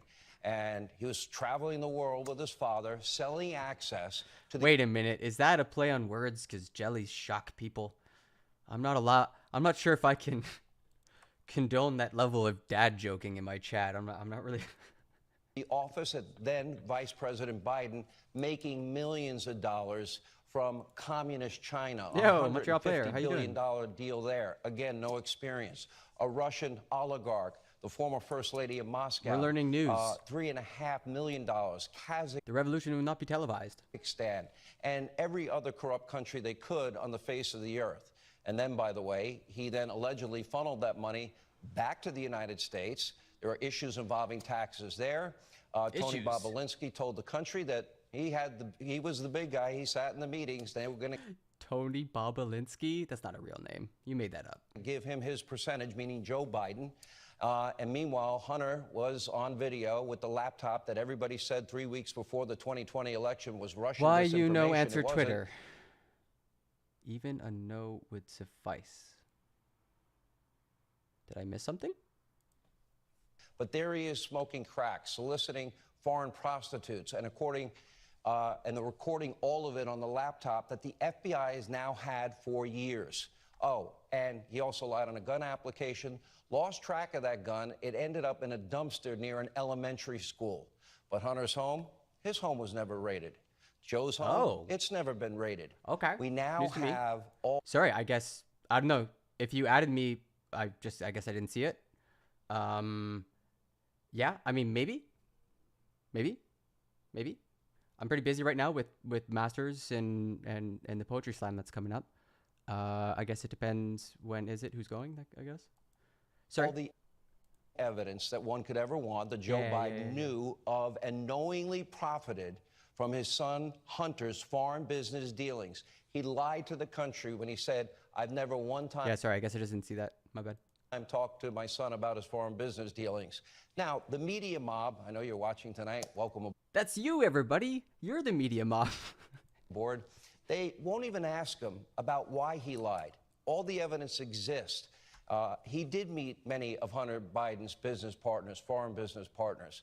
And according to whistleblowers, we're expecting a lot of them in the coming weeks and months, high-ranking federal officials attempted to either slow walk or in fact block investigations into these apparent crimes. So tonight, I asked the media mob, I know you're watching. I asked the Attorney General, Merrick Garland, I know you're watching. I asked FBI Director Wray, I'm sure you're all watching. Do you think, can you imagine Merrick Garland's just like sitting at home? His wife is bringing him a beer, or he's having a snack, or maybe drinking some whiskey. Settling in for some late night Fox News, Sean Hannity. Is this really the America you want? Is this the justice system that the American people deserve, where political justice and vengeance is doled out by those in power while others... Sean Hannity's... Oh, he's just about to get to it. Are protected and shielded from prosecution, because the pendulum, by the way, I will remind you, it will swing. And right now, we are headed down a very dark path. And I want to be very clear. I'm very clear. I'm a conservative. And I would never want in the United States of America... Wait, Sean Hannity's conservative? Wait, what? I believe the greatest country God gave man, any Democrat, any socialist, to be treated unfairly, not to have equal justice or application of our laws. That would be unconstitutional. All right, joining us now for the full hour, the 45th President of the United States, Donald Trump. Mr. President, good to see you. Let's fucking go! Okay, so You've done that before. I have once in a while, but... They're literally in a gilded... Is the room got golden? Years. Thank you very much. So, that's awesome. Your whole family saw the Letitia James presser. Terrible. So good. So good. What was your reaction? Well, she campaigned on it 4 years ago. It was a vicious campaign, and she just talked about Trump, and we're going to indict him. We're going to get him. She knew nothing about me. I never heard of her but I saw this woman, I saw the statement she was putting out without knowing anything. And she said, we're going to get him. Her whole campaign was based on that. And then she came after us. We've been going over this for years. And I actually thought, because our values are really high, the company is great. I built a great company. You take places like this, so many other places that I have like this, frankly. I mean, just among the finest places anywhere in the world. I actually thought that they would never bring a case, and she brought it. And the reason I thought, because she didn't have a case. I was of the impression she wanted to settle, but I had a problem, because how do you pay something, even if it's a small amount of money, if you're not guilty? This was just a continuation of a witch hunt that began when I came down the escalator at Trump Tower with our, who would know, our great future. It's such an odd thing, the mythologizing of this elevator, like the elevator. He came down the like, what? Usually like royalty like walk down steps, and like that's the part, right? They're not like carried down by some motor. The First Lady, who's done a great job, and people love her. But we came down the escalator and it started. But I'm so proud of what we did. We had the strongest border in the country. We had the biggest tax cuts and regulation cuts. You know what? I'm gonna say that Canada needs to start working on our wall, everybody. We need to build a wall to protect ourselves from the fraying American empire, who will undoubtedly invade us once the Great Lakes go dry. They are coming for our lakes. We must start now to build stronger borders. We had the best employment ever in the country. We're energy independent. We did things that nobody ever. He descended to hell. Trump thought possible. We would have been. Oh yeah, remember when he couldn't go down a ramp without help? Oh man. Energy dominant throughout the world in a very short period of time. Much larger than Russia, much larger than Saudi Arabia put together. We were all set. Saudi Arabia. And then they came along and they just dismantled that. They wouldn't finish the wall. The wall was completed. The original section was completed. I said, let's do more. We did more. I always interpret Trump as a beat poet. Like for me, Trump is like doing beat poetry, connecting from one word to the next. You know, it's sort of stream of consciousness, but there's a bit of an arc going on there. Some doses of racism. We could have had that finished in 3 weeks. And now you have millions and millions of people pouring through. We had the strongest border in history. And by the way, that included drugs, too. We had drugs down 19% from what they were the previous year, and 20% from what they were that previous year. We were doing great, and now the drugs are pouring into our country at a level that nobody's seen. And the people, they're emptying out their prisons into the United States. Let me go back. I love the imagery of like emptying prisoners, like turning a prison upside down, just like shaking it. Like to Letitia James. Did you ever in your life fill out a loan application running the Trump organization? Well, you know, we make loans, but I have very little debt. You know, here's what I want to tell you. Sean, I might add one thing. But wait, according to the New York Times, you had like $1 billion in debt, right? Weren't you the guy who did the tax write-off of like $1 billion or something? They've demeaned me for years with this stuff. And now they find out I have very little debt, very, very little, a lot of cash. We have a great company, and we have among the best assets anywhere in the world. But I went through, they would demean Trump's got a great assets. Great assets. me, you know, constantly, these people. There's something wrong with them. I really believe they hate our country. I was told that in your financial statements, when you make a loan application, and you can confirm it if you know this or not. Wait, oh shit, is Sean Hannity about to do journalism? Yo, is he about to ask an actual question? Do you put in a caveat that actually says these are our valuations? Yeah. Because I don't know a lending institution, a bank, a financial institution that would lend money to anybody and just go by the borrower's estimation, valuation of a particular property. So if you're buying a $100 million property and you're putting X, Y, and Z up for leverage, you estimate its value at this, they estimate it at this. Don't they have a fiduciary responsibility before they give you that amount of money? So what they do, determine what the value is? First of all, these are he asked an actual question. Oh shit. Banks that have the best law firms in the world, the biggest and best and most powerful. They do their own work. They don't rely on us. But what they do is we have a disclaimer. and we put together, my people put it together. I would look at it, and it looked fine, but it's not overly important. What's important is the property. I have the best property. What happened, Sean, is we have a disclaimer right on the front, and it basically says, you know, get your own people. Numbers may be made up. This was done by management. It wasn't done by, it was done by management. So don't rely on the statement that you're getting. What? And by the way, it goes on for like a page and a half. It's a very big disclaimer. It's a very powerful disclaimer. Yo, it's been a while. I have not been tapped into Trump, man. All the old mottos are coming back. This is, yeah, truly nostalgic. It basically says to an institution, you're going to loan money. You have to go out and make sure that, you know, you get your own appraisers, your own lawyers, everything. These are banks that have the best lawyers in the world, Sean. This is the only case, by the way, that got paid back. Just so you know. Paid back. Nobody got harmed. I never got a default. No, I paid them back because we have a lot of cash. I paid them back. I paid many of them off. I have very little debt, unbelievably little debt. Paid the loans off. So here's so there was no harm, no bank. They didn't lose money. So you told every institution what you believe the valuation is. They have a fiduciary responsibility before they give you $100 or $200 or $300 million to buy a property. They have that responsibility to come up with their own valuation because they've got their own bosses and shareholders that they have to answer to. So they would look at a property like this. I don't even... Okay, so that can all be fine. Like, they're trying to set it up like, oh, it's the bank's fault that he's not good. Look at the bags under his eyes too. Holy shit. But I'm pretty sure Letitia James, or the AG for New York is saying that he gave two different numbers, one to the bank and one to the tax authorities. I didn't have a mortgage on this property. I don't have a mortgage on most of my properties. Right. You know, I used to read where I was overextended and he had so much money borrowed. And I'm saying, what are they talking about? And actually, the one good thing is people see what a great company I built. I built a great company, a powerful company, a company that's very lowly leveraged with among the best assets anywhere in the world. Such I mean, great you look assets. at this asset. She has this down at $75 million. I can tell you it's many times that number. She said, oh, he valued it at 75 or whatever it was, or she valued it at 75. What does Letitia James know? But if I were going, I don't have a mortgage on this property.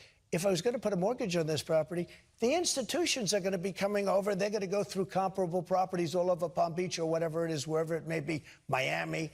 We have them all over. We have tremendous properties. And again, we have very little debt. The debt we did have, it was paid current. The banks made a lot of money. She's trying to defend banks that got paid off. She's trying to defend banks that had unbelievable legal talent. I will tell you that. They're very good. You don't, there's no loan that you can think of where they didn't do their own valuation, their own vetting, their own financial assessment. All right, let me move. By the way, they have people in-house that do it too. Right.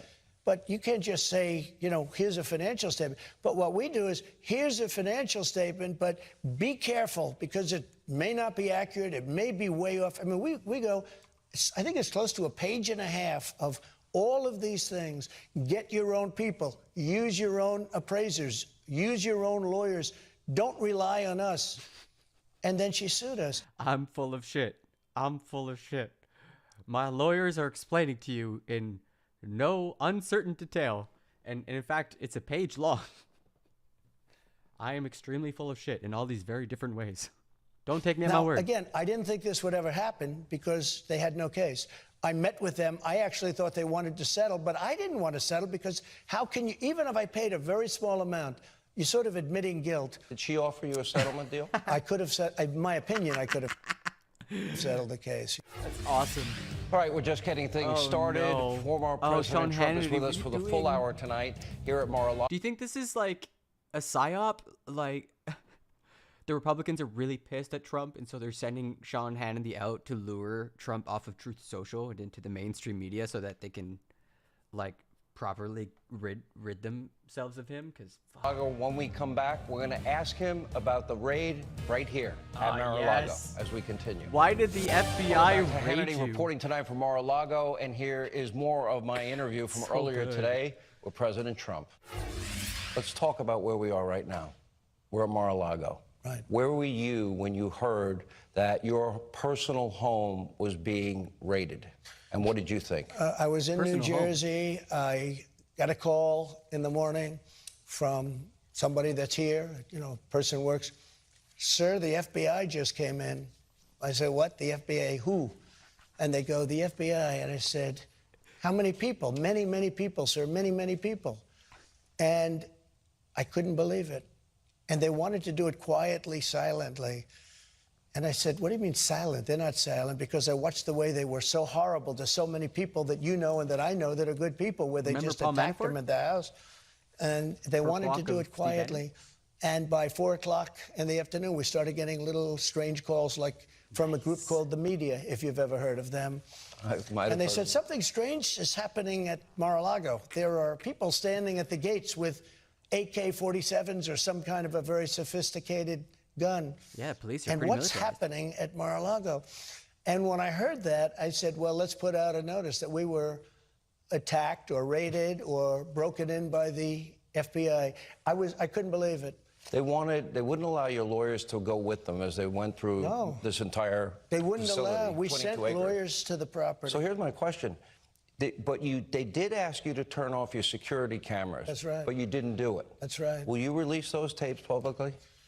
Well, they've asked me not to do it because they feel the FBI agents might be in physical harm, in danger, because Well, you've been on television. there is a fervor in this country. This country is so tired of this stuff. They're really, and so I have not done it. You could pick. Is that a threat?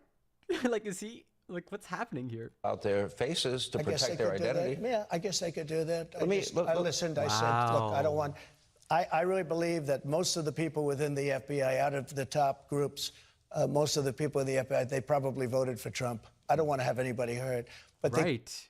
That's the thing that's so wild about this. The FBI leans conservative, and Sean Hannity's just floating the idea of doxing FBI agents. Whoa. Came onto the site. They wouldn't allow any wild. legal representation or representation. So they go into the rooms, like my bedroom, my office. They go into the rooms. Your wife's closet. Wife's closet. Your son's wife's bedroom. room. It was a panty raid, My everybody. son's bedroom, yeah. And they're interested in his son's bedroom. There's a picture of Hunter Biden and Barron Trump. Barron looks so innocent, and Hunter doesn't look so innocent. They said his room was raided, but his wasn't. No, it's a terrible thing. Okay, Not even actually so believable. they went to a magistrate. Merrick Garland has said, he came out and he said, I authorize this. Now, what's interesting is they went to a magistrate right here in Florida. That's right. A magistrate who had already previously recused himself from a case involving you because he was prejudiced against you. Okay, I understand that was, months earlier. Why, then, didn't he recuse himself in this case? And then part two of this question is this. They took your passport, they took your medical records, they took your tax records, and probably the scariest... Pretty sure a lot of that's not true, right? Like the passports were returned and medical records were looked into. Part to me, and this is why a broad warrant like this to me would be dangerous. We do have a Fourth Amendment. They also took, 500 pages of attorney-client privilege information? Have you gotten that back, by the way? A lot. I don't know. I really don't know. They took a lot. I think they took my will. I found out yesterday. I said, where is it? Am I in it? I think they took my will. The FBI took the president's will, everybody. Man, is that symbolic? Is it just, am I just stoned, or is there some like abstract symbolism going on there? He's in this gilded palace talking to the most watched television show, one of the more powerful people on the planet, Sean Hannity, and the government's taken his will away. Like, beautiful. Chef's kiss. I wouldn't assume the facts are false, but their interpretation is mega skewed. It's, at this point, like, we're not even in, like, we're actually seeing realities start to split. So much of what Sean Hannity is saying is, like, hilariously wrong. And you know it is because you just look at how it's playing out in the courts, and it's not going so well. Like, if you believe in facts and evidence, if you think somebody has to back up their claims, you know, like, I don't know, let's just say, if you will, just imagine, if you will, let's say that you allege someone railroaded another person. That's a very particular claim, and it might need some particular evidence to back it up that everybody's got to see. So let's just say. And some claims, man, like, they can be sitting right beside other claims that are totally solid, make perfect sense, and then people get a little loose in the tongue, and then they sort of add on to it, and all of a sudden we're talking about very different things. So I don't know. When I watch this stuff, I'm very aware of when one single sentence has like 30 claims just pumped into it like a piece of sausage, and you're like, oh God, okay, all right, we get it. You've been working on this for a while. Could cause a lot of problems. No. That could cause a lot of problems if that gets published from people that won't be so happy, or maybe will be very happy. Okay. But no, I think they took my will. No, it's a horrible thing. But wait a minute. But why they shopped, this guy? They shopped. They went to a magistrate that hates me, a magistrate that recused himself not long ago in another case because he hated Trump. He's a Clinton person and an Obama person. He's an Obama And I person. understand that, but he hated Trump. And for a smaller case that was less meaningful, he decided to recuse himself. For a very important case for the country, he decided that I'll take this one. Now, he didn't do it because of his hatred of Trump. I don't know why he hates me, but he hates me. Maybe he doesn't like strong military, low taxes, good education. He might like $6 a gallon gasoline. Well, he's got it. He's got it. He does. I mean, you can even look at this Donald Trump on the Mar-a-Lago raid and the two-tiered system of justice. Like, every accusation is a confession. I mean, most people would be looking at Donald Trump and would call him Teflon Don. You know, he somehow has escaped so many incredibly damaging allegations from, you know, well, I'm not going to go through it because a lot of it's really gross and disgusting. But that two-tier, which is usually said to describe the people in the gilded palaces, he's literally, there's literally gold leaf behind him.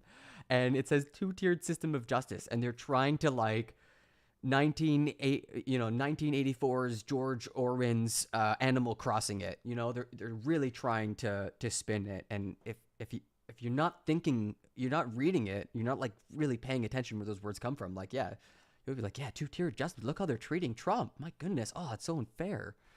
It's beautiful. It's like chef's kiss. You know, incredibly sophisticated.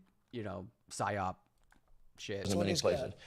Let me go through this. Before you left the White House, please explain the process. From my understanding, what I've read, you have the GSA. They pack all the boxes. Okay. Did you pack any boxes? No.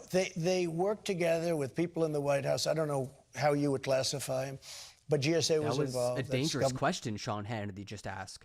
Sean Hannity just asked a really dangerous question. Did you pack any boxes? If Trump said yes there, he...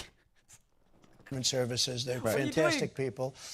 And they packed them. And not only that, and they brought them in along with people in the White House. Or maybe they coordinated because they know it's a dangerous question. So they give them the chance to deny it, to build the public case. I don't know who they are, but there are a lot of people working in the White House. They packed them up, but not that clothing, massive amounts of pictures. You know, they take so many pictures every day, and they give you copies of all this stuff, and it's boxes and boxes of pictures. Damn. Newspaper articles, tremendous, even kitchen things. You have tremendous amounts of different items. Much clothing. I mean, shirts and everything, sports gear. So all of this stuff. Now, just to show you, there are many pictures of this stuff standing on the sidewalk outside, not in the basement. Not in the basement. They're standing outside. I was going to say like Joe, but I decided not to because I want to be a very nice person. But listen, Sean, standing outside boxes, all these boxes, getting ready to be put by the GSA, I assume, into a truck and brought down to Palm Beach. There was nothing that was hiding. And if you look at the Presidential Records Act, this was what happens. You get together with GSA. Now, you have to understand, they Have you noticed that he's totally dropped the believe me? I haven't heard him say believe me once, which I'm honestly shocked at. Bring it down. But NARA, and you talk, and you work, and you negotiate. I mean, they did it. It's not that old. I think in the 1970s, exactly for this. And we were having very nice discussions, no problem. And then all of a sudden we got hit very hard by the FBI. Let's backtrack a little. In January of this year, the National Archives Record Administration, I guess they had been negotiating, or they came and got 15 boxes. My understanding is that they sent you a letter thanking you and your team for their cooperation. They actually thanked us, yeah. So they thanked you. Just put a pin on that. January, NARA starts asking, hey, we've noticed a bunch of documents are missing. Now, remember, we've seen that picture of like literal top secret SCI docs. Now, look at this story from the New York Times. Captured, unalived, or compromised. CIA admits to losing dozens of informants. Counterintelligence officials said in a top secret cable to all stations and bases around the world that too many of the people it recruits from other countries to spy for the U.S. are being lost. And this was published in October of 2021.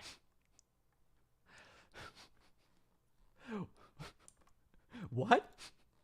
Yo, it's okay to believe in conspiracy theories, okay? You just gotta believe in the ones that are the most sussy. That are most incredibly insane. Oh my gosh. Okay, then so at that point, what was your involvement in the process? Did you ever? Not much of an involvement, other than we had boxes, and again, many of these boxes had other things. You know, many newspapers, literally massive amounts of newspapers and pictures. But there were a lot of boxes for a lot of different things. But they actually wrote a letter, thank you very much for your cooperation, effectively. And we were doing that, which is exactly what we're supposed to do based on the Presidential Records Act. And Sean, we were doing that. And we continued to do it. And then we got hit by, it was really a break-in. You know Trump is scared because he's on his absolute best behavior. Is it because FBI. It was so voluminous, the number of, papers? Well, it was out. You have pictures of it. Actually, you have pictures of it. Pretty much, I think, many pictures of people, I think there were GSA, mostly people, some people in the White House, standing outside of the White House. Other people were coming up and taking pictures. If we wanted to do this, we'd do it through the basement, and we wouldn't let anybody take pictures. We had nothing to hide. Did you ever at any point deny any access from anyone in the from NARA or from the DOJ or the FBI access? Because in June, my understanding is, the DOJ, the FBI guys were here, and they saw a remaining 10 boxes, which they ended up taking in the raid. And a couple of days later, they asked you and your team to put a padlock on it. And that day, were they free to take those documents with them? Was there any disagreement about that? Yeah, you said access. I'm not sure they asked for access, per se. They were shown the boxes. I thought we were having a very good conversation, even when they went downstairs, the attorneys went downstairs, showed them the room, showed them the boxes. I thought it was a very routine thing. And again, if you look at the law or the act or whatever, the Presidential Records Act, it basically said everything that we were doing, we should be doing. We can talk to them. Now, when they're here, we could do lots of things. I think we had good security. We had, as you know, we had unbelievable people. And they're awesome. From what I understand, like some of the documents, especially like the spy shit, like the baseball card stuff, it has to be like in a safe, inside a vault, with a guard at the door who takes notes of who's taking it and for how long and for what reasons. And by comparison, Trump had a single padlock, and it was mixed in with other shit. It's just like, wow. All over Mar-a-Lago, as happens to a former president, et cetera, et cetera. I hate to use the word former because I have a lot of problems with what happened. But the fact is, and we wouldn't be having all these problems. He's on his best behavior. He didn't call it a stolen election. Are you insane? What is this Trump? He is totally like freaked out by this. I've never seen him like this. He was QAnon Andy like just a few days ago, and here he is saying he has problems with how he lost. Did he say like how he's the former president? Like right now, by the way, with Ukraine and Russia talking about nuclear weapons now. I want to get to all of that, because what's happening in the world is horrible. But we had good discussions as per the whole Records Act, Presidential Records Act. And then all of a sudden, we were surprised. I was very surprised. By the way, if we don't have good discussions, if you can't agree with them, There's like a process that you go through, and I think that the president predominates in the end. It's his choice in the end. Let me stop here. I started this show with a monologue. Yeah. In that monologue, I pointed out Hillary Clinton, which is I guess the closest case in modern history that this mirrors your case, except hers were electronic. And you heard Jim Comey, I just played it, you know, top secret classified information on her server. Think of all these email chains. Then we have the deleted emails, the bleach bit of the other 33,000 emails, the hammers, the devices, the SIM cards, all those things that I mentioned. Right. So he just like mentions the claims from Comey and then also puts his right in there, just like under the umbrella of Comey's like integrity. That was really subtle. We have a similar case, and then you heard James Comey say no prosecutor would ever prosecute. But they're threatening to prosecute you. What is the difference between what you're describing with they found apparently 101 classified documents in the boxes that they found. They found 11,000 pages that weren't classified. But John, you don't know what they found. Because they wouldn't let any representative, they had our lawyers, it was 100 degrees out, they had our lawyers standing outside, not even allowing them into a building where they had air conditioning. It's a big complex. And you had you had a lot of people here, I don't know how many, but you had a lot of people. They wouldn't let anyone inside. And you know, if you look at NARA, and if you look at the FBI over it's almost like there's top secret information in there. I think from some of the reports I saw, like even some of the FBI agents couldn't go into the room. They're like, oh, guys, we found the documents. And they start going through it, and they're like, oh, my God, clear the room. Like, everybody out. Like, some of the documents, from what I understand, could have only been read by, like, cabinet members and, like their aides, essentially. Like, as tight-knit as possible.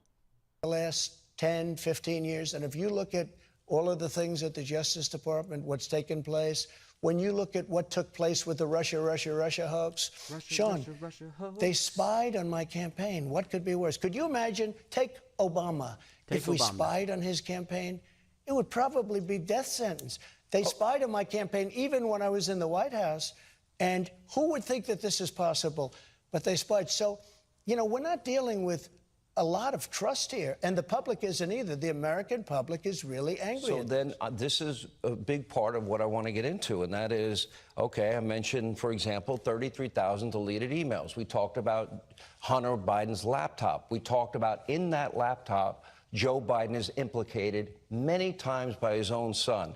He didn't want to pay all of Dad's bills. He didn't want to pay for his repairs. The big guy gets his cut. Tony Bobolinsky confirmed the big guy is Joe Biden. He met with, we now know, about 14 of the foreign business partners, which means he lied during the campaign. Any lore masters? Lore masters? Mod check? I know some of these words. Like, I am complete, my brain has holes in it from how much internet I've consumed, but even like I don't have enough brain rot to actually follow what he's saying. You don't see anything happen there. For 3 years, nothing's going to happen there. I don't believe anything's So do we have equal justice in this country? No, we don't, and it's very unfair. It's a very unfair situation. You mentioned the word prosecute. I don't think prosecute. I don't think this is prosecutable. Under the Presidential Records Act, there's no retribution or prosecution. Again, Donald Trump on how politicized justice is undermining faith in the legal system, which is the exact claim people are making about the Supreme Court. Notice the same tactic, just being sort of remixed a little bit. Supposed to negotiate. We're talking about documents. We're talking about documents that actually are being watched over to a certain extent, and I would say to a large extent by the Secret Service, if you think about it. But I can't imagine the word, you mentioned the word prosecution. I don't hear the word prosecution. No, I'm saying they didn't prosecute them. No, but I don't see how they could prosecute me. How do you prosecute somebody? But they didn't raid their homes. No, they raided this home. They certainly didn't raid their homes. They certainly didn't raid. Yeah, Sean Hannity.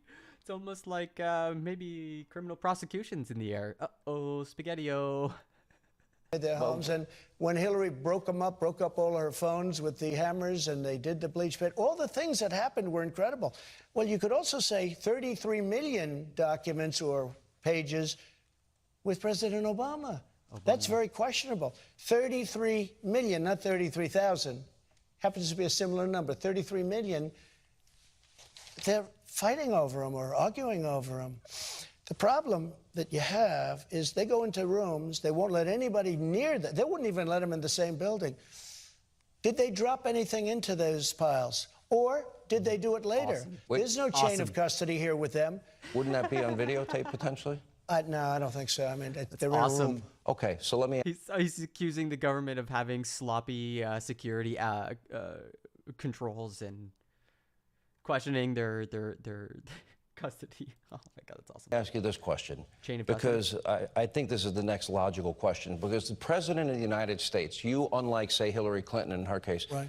A president has the power to declassify. Correct. Okay. You had said on Truth Social a number of times you did declassify. I did declassify, yes. Okay. Is there a process? What was your process to declassify? There doesn't have to be a process, as I understand. Oh, no. Why? Okay, did they not coordinate this interview? What's going on, Sean Hannity? Why would you ask him that? What are you doing? What are you doing? He might get criminally indicted for this, and you're just letting him say things out loud with his word lips? No. Understand it. You know, there's different people say different things, but as I understand, there doesn't have to be. If you're the president of the United States. I'm pretty sure there does have to be a process to declassify documents. Oh, shit. You can declassify just by saying it's declassified, even by thinking about it. Even by thinking about it. What are you doing? No. No, he thinks you can declassify documents through telepathy chat. Oh, fuck, I can't even. Holy shit. What am I listening to? Because you're sending it to Mar-a-Lago or to wherever you're sending it. And okay, I really shouldn't have smoked weed for this segment. Did I hallucinate? There doesn't have to be a process. There can be a process, but there doesn't have to be. You're the president. You make that decision. So when you send it, it's declassified. Yeah, you wouldn't understand. You wouldn't understand. Lowly, normal people don't understand how to telepathize. I declassified everything. Now, I declassified things, and we were having a lot of problemes with NARA. You know, NARA is a radical left group of people running that thing. And can we get some memes? We gotta. I have to make. This should be my first meme, I guess, that I ever make, and it's Trump declassifying through telepathy. I've done in, I guess. I don't know who's a telepathic superhuman. Oh God. Oh man. I don't want to do Dr. X from X-Men, I think, right? Am I getting that wrong? I feel like I'm getting that wrong. Because he's like in a wheelchair. Doesn't really match 1-to-1. But there's got to be like another telepathic superhuman that's in the public consciousness. Yeah, Professor X. It is Professor. Yeah, but he's like in a wheelchair. It's kind of an odd. I don't know. I think people would be thinking more about Professor X than about Trump. Like, what's another one we can think of? And then it's like Trump's face, and he's like, whoa, whoa, whoa, whoa, whoa. When you send documents over there, I would say there's a very good chance that a lot of those documents will never be seen again. There's also a lot of speculation because of what they did, the severity. Now, another interesting statement. He said a lot of those documents will never be seen again. One of the things that the government's alleging is that they found empty folders, like 48 of them. Like, what? What do you mean you found empty folders with classified? Okay, here we go. Dana Troy from Star Trek, The Next Generation. All right, I'll look that up. Of the FBI coming and raiding Mar-a-Lago. Yeah. Were they looking for the Hillary Clinton emails that were deleted, but they are around someplace? Were they looking for the spying on Trump's? You're not saying you had it. No, they may be saying, they may have thought that it was in there. Okay. And a lot of people said the only thing that would give the kind of severity that they showed by actually coming in and raiding with many, many people is the Hillary Clinton deal, the Russia stuff. Russia. I mean, there are a number of things. The spying on Trump's campaign. So they spied on my campaign. So why did they come in and do that? Especially since we were having such great conversations, John. All right, so let me go. You mentioned Russia a number of times. Let's talk about that. Andrew McCabe, Deputy FBI Director, famously said, without Hillary's bought and paid for dossier. Now remember, she used her money and DNC money. She funneled. And also, the Republicans originally started that contract. I love how they always leave that part out. It to a law firm. Law firm hires Fusion GPS, an op research firm. This is in 2016. They then hire lore masters. Christopher Steele, former MI6. There it is. Christopher Steele's main source is a guy by the name of Dan Schenko. He's now on trial for lying to the FBI. We know, and we've been able to confirm and reported, widely believed, first of all, the media, you all got it wrong on the Russia issue. My show got it right. Pulitzer Prizes should be returned. I'll take it. They are 100% wrong. They got it wrong. They got it wrong. And this is important because this dragged this country through hell for 3 years. And I am with an ensemble cast. I think you were watching some of the coverage. So my next question is... I myself have fallen prey to Russian propaganda, chat. I hate to say it. I have a distinct memory of sharing some bullshit during the 2016 election and later learning that it was, in fact, like part of a Russian disinformation campaign and feeling very chastened.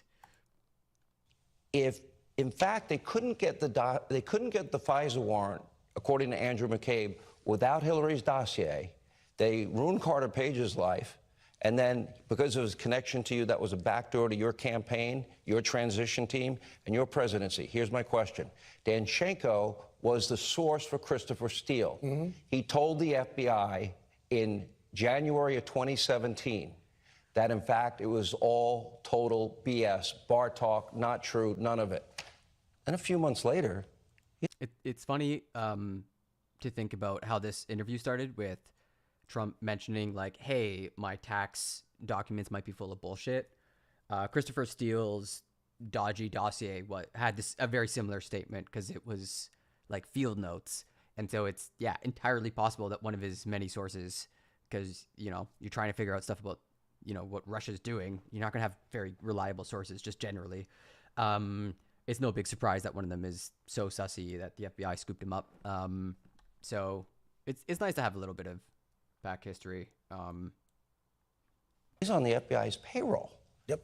And yet they used his words as the source to spy on you as a president and candidate. He was on the payroll. And Sean Hannity has it in for the FBI. This is the second time he's come at them.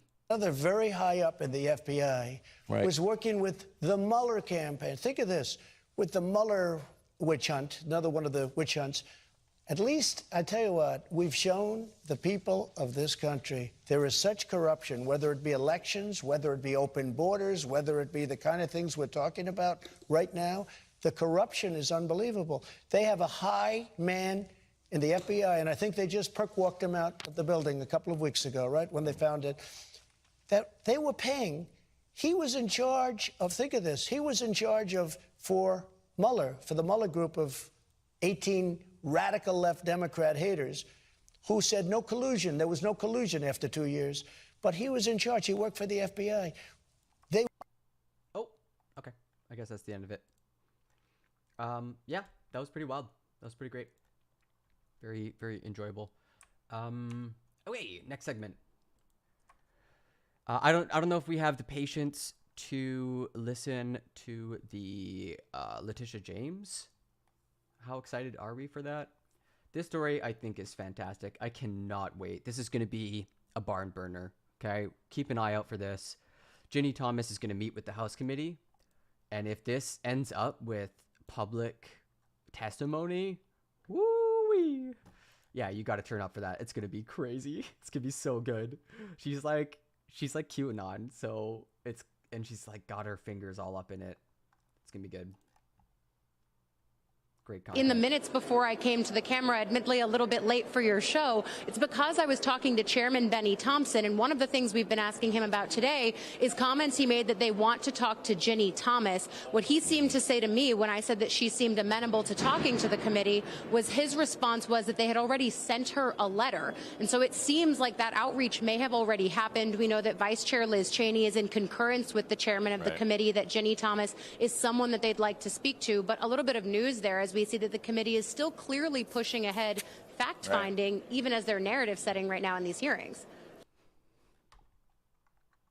joining me now for some insight on what Powell's Okay, move. so Ginny Thomas is the wife of Clarence Thomas, the Supreme Court Justice, and apparently she's going to be interviewed in the coming weeks. Emails, records, and reporting indicate that Thomas, a conservative activist and the wife of Thomas, was involved in some aspects of a scheme involving fake electors after the 2020 election, and was also in touch with the Trump lawyer John Eastman about his strategies to overturn the election results. And I've been saying for a long time that this guy, his name will be scorched into the history books. Absolutely, absolutely one of the worst people in this story. CNN first reported the planned meeting with Thomas, which comes after weeks of back and forth and a letter asking her to speak with the panel. She first came under scrutiny for messages she sent to Mark Meadows, telling former President Donald Trump's then chief of staff to encourage him not to concede the election to Joe Biden. Thomas's lawyer, Mark Paoletta, in June defended the messages to Meadows as simply text with a friend and argues that emails between Thomas and Eastman didn't justify the House panel's interview request. I don't know. What do you think? You think that sounds like just text between friends? Seems kind of sus, no? Seems kind of sussy. Paoletta said at the time he expressed concern about the future of our country under Biden's leadership, but none of it was unethical, much less illegal. And none of it suggests that Mrs. Thomas had even the slightest role in the January 6th attack on the Capitol, or even has any information about the attack. Oh, shit. The January 6th committee on Wednesday announced that it would hold its next and possibly final public hearing next week. So I'll almost certainly be here for it. I only have classes in the evening, so I'm pretty much free to cover this whenever it pops off. And that's going to be like my main segment. I'm so excited. January 6th stuff has been actually crazy to watch. Okay, so that's it for news. What's the does anybody want to hear some music? Is there any appetite for that? I haven't done like a music stream in so long. But I would need the YouTubers to come over to Twitch because YouTube sucks. And anytime I try to play any, I don't know, music I haven't written, which might get copyrighted by someone else, knowing this atmosphere. But if I try to play like a, you know, any song, like a Radiohead song, they're going to shut that. They're just going to eat it up. I'm going to get clapped by YouTube. So, yeah, y'all interested? You want to hear some music? It's up to you. I could do homework or go play out on the balcony because that might be nice. I think there might be, yeah, the sun's come out. So I'm kind of ambivalent at the moment. But if any chatters are excited to hear music, probably on the guitar. Oh no, I have like this poem song I want to work on. So probably piano. Yeah. So I'll let you decide. Let's see here. We got this Gil Scott-Heron interview. I'm not going to play all of it. I'm just going to play a bit of it while I get some water and stuff. And if I come back and nobody says, yay, music, then I'll just do a dedicated music stream probably this weekend. Probably a better idea than just dropping into it. But hey, you decide, chat. Favorite TV show? Julia. I didn't know you don't look like Julia's kid. I know. You look a bit like Julia. Not a bit. Not a bit at all. I tell you, before I even get into the content, because I was glad that I was able to see the show prior to sitting down and talking to you. Yeah, we always recommend it when possible, you know, gives us some things to talk about. Prescribed behavior. When did you first realize that you possessed the ability to write, sing, communicate your ideas, play an instrument? It all comes together so well for you. I mean, you could have made a living as a disc jockey. But, you know, I did a little bit of that, too. The everything we could was happening for a while. I started playing quite early, 10, 11. By the time I was 15, I was playing in different bands in New York, different weekend bands doing the top 20, 30, 40. I'm a road runner, baby. Knock on wood. Never met a girl. You know, that whole... The hits. Did that, right, the hits, you know, and they changed from week to week, and so did the repertoire of the band. And by the time I got to college, like, I had determined that I wanted to write my own songs as well. I already wrote short stories and stuff from time to time. I started writing poetry when I was maybe when I was a junior in high school. And I dropped out of Lincoln University after my freshman year to write a novel, which became The Vulture. and a book of poetry was published simultaneously called Small Talk at 125th and Lenox.